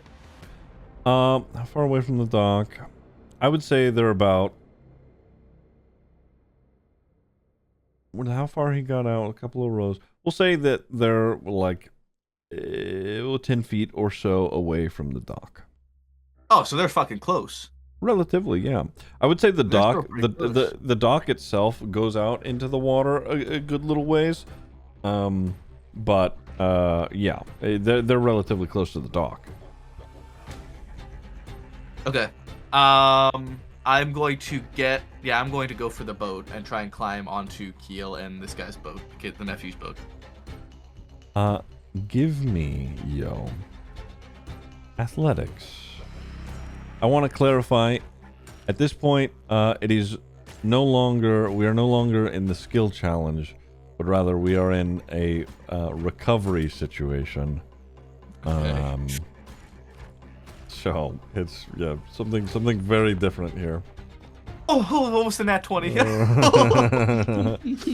19, you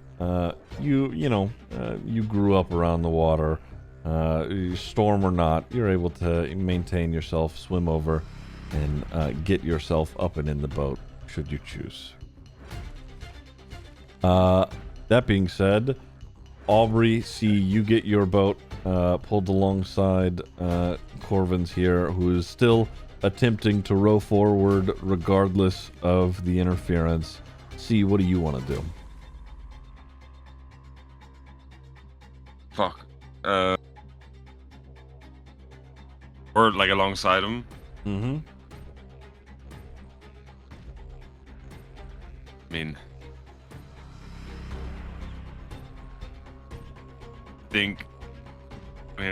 who would go next? I'll tell Aubrey to get on the boat, and I'll take Aubrey's position because I think Aubrey would have a better chance of restraining him than I do it. Okay. Okay.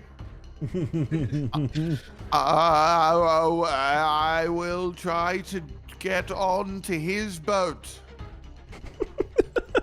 Oh no! Oh no! Everyone's piling on. He'll just love his boat. A dex saving throw, Aubrey. He's still trying to row. So we are moving boat on moving water. A saving Can throw, you I say? can I call out to Aubrey before he Yes. comes across? If you want. I have an idea, Aubrey. Don't don't jump. Okay, that's good. I like where this idea is going. What then? Okay. Just hang. What? We're close enough to grab their boat, right? Are we I close enough to have grab an their boat? idea. I have an idea. Okay. I look at the guy, Uh-huh. and I'm gonna do. Okay, I can only do one leveled spell in a turn though. Fuck. Yeah, you haven't done any yet, so. I know, but Technically, if it's I mine. wanted, I want to cast Hold Person on the guy. Great that- minds think alike, Mungo. Great minds think alike. Is I that want what? to cast hold person on him. Is that what you do? Yeah. What's the spell save DC on that? Oh gosh, probably not much. 14. Wisdom. Please tell me he's an idiot. He Tell me he's an idiot. he fully stops moving. Oh my god. But grab. Alright, roll the other way. Roll the other way. And we roll do the other things, way. Ziggy, or do we have to wait for you to tell us that it's our turn to do something? You have whatever you want to do right now in this very moment. Yo, Qonqo's gonna grab the oars and start trying to row the other way, like row back to shore. Keel's gonna cheer yo on. Give me athletics, yo. Is he also rowing Eddie- us Eddie- back to shore? Yeah.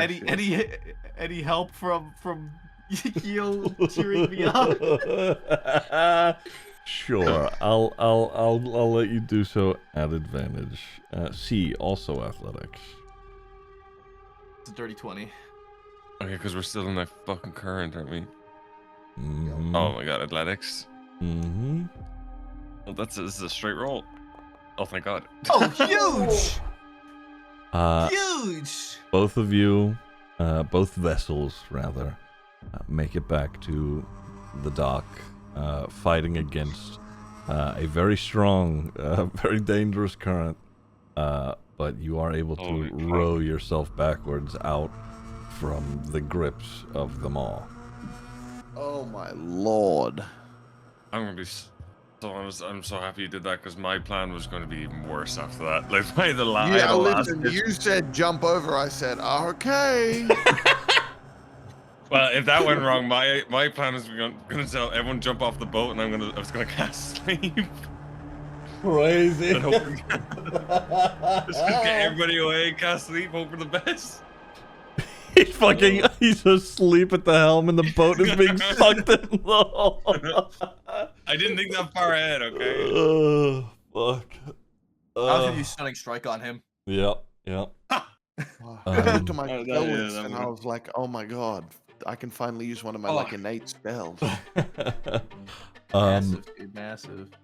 You pull get the boats tied back up, pull Corvin up back onto the dock. Yeah, he seems sort of out of it. Is there any like obvious tell as like something that stands out, like maybe in his eyes or in? Or can I check? Or is there something that's like unique about him? Give So obviously me he's charmed in some way. So give me give me insight or medicine. holy fuck! I have +4 medicine. When did I get that? Sick, bro. Sick. Oh, He just seems he has like tired eyes. He does look exhausted. He looks, it's like he is afraid, but he's like it seems like he's so drained that he can't like get himself to come like to be like what he's actually feeling. Yeah, that's as much as I could say on a 6. And he still has that over like that look to him, Yes. even because he's being held. Mhm. Is that concentration? I would say you could end hold person whenever you wanted, but it lasts for a minute. I'm leaving it till we get back to shore. When we get him, once we're back on shore, I'll drop it. Yeah. Okay. Restrain him first. Yeah, as long as we've got him under control. I would say easily done so. He's a smaller, younger guy. He's an 18-year-old kid. We don't scrawny. need to tie him up. And the spell drops, and he's sort of just like he's struggling to keep his eyes open. He's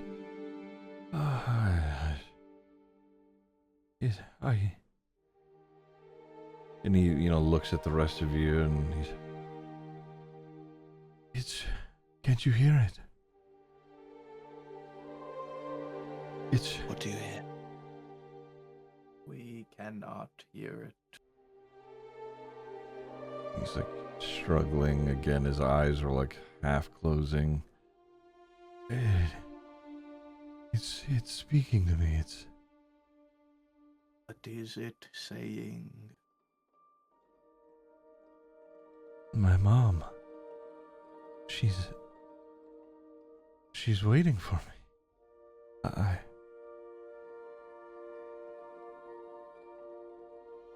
And he passes out.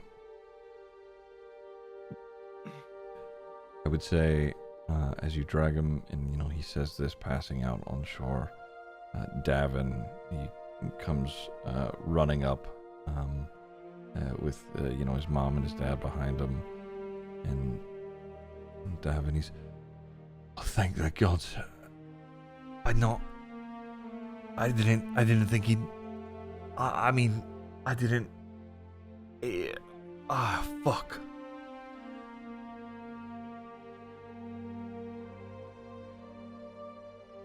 The questions you had asked those folks, talking about, how everybody had lost someone to the maw over the however long. And he points at Corvin and he goes, his real mom, she did not die in the maw. She was sick.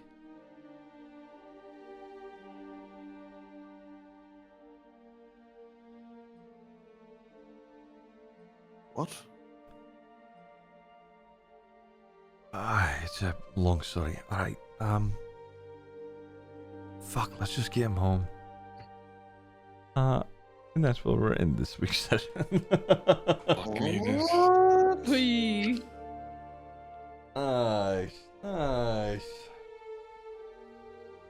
Okay. What the hell is going on here, man? That was, yeah, you guys were, that was almost very bad there for a moment. Holy shit, dude. Holy shit. What was that? What DC did I need for that acrobatics check, Ziggy? Acrobatics, where did I put it? For the but it was, rowing? it was a 14. You got a 13. Oh my god, dude, you're an 8 Oh my Yeah, God. literally on the edge. I was like, oh, well, that's gonna do it. What did he roll on that hold person save too? I rolled a 3 on the hold person Oh. save. Yeah, so he, Love that. Wait, yeah.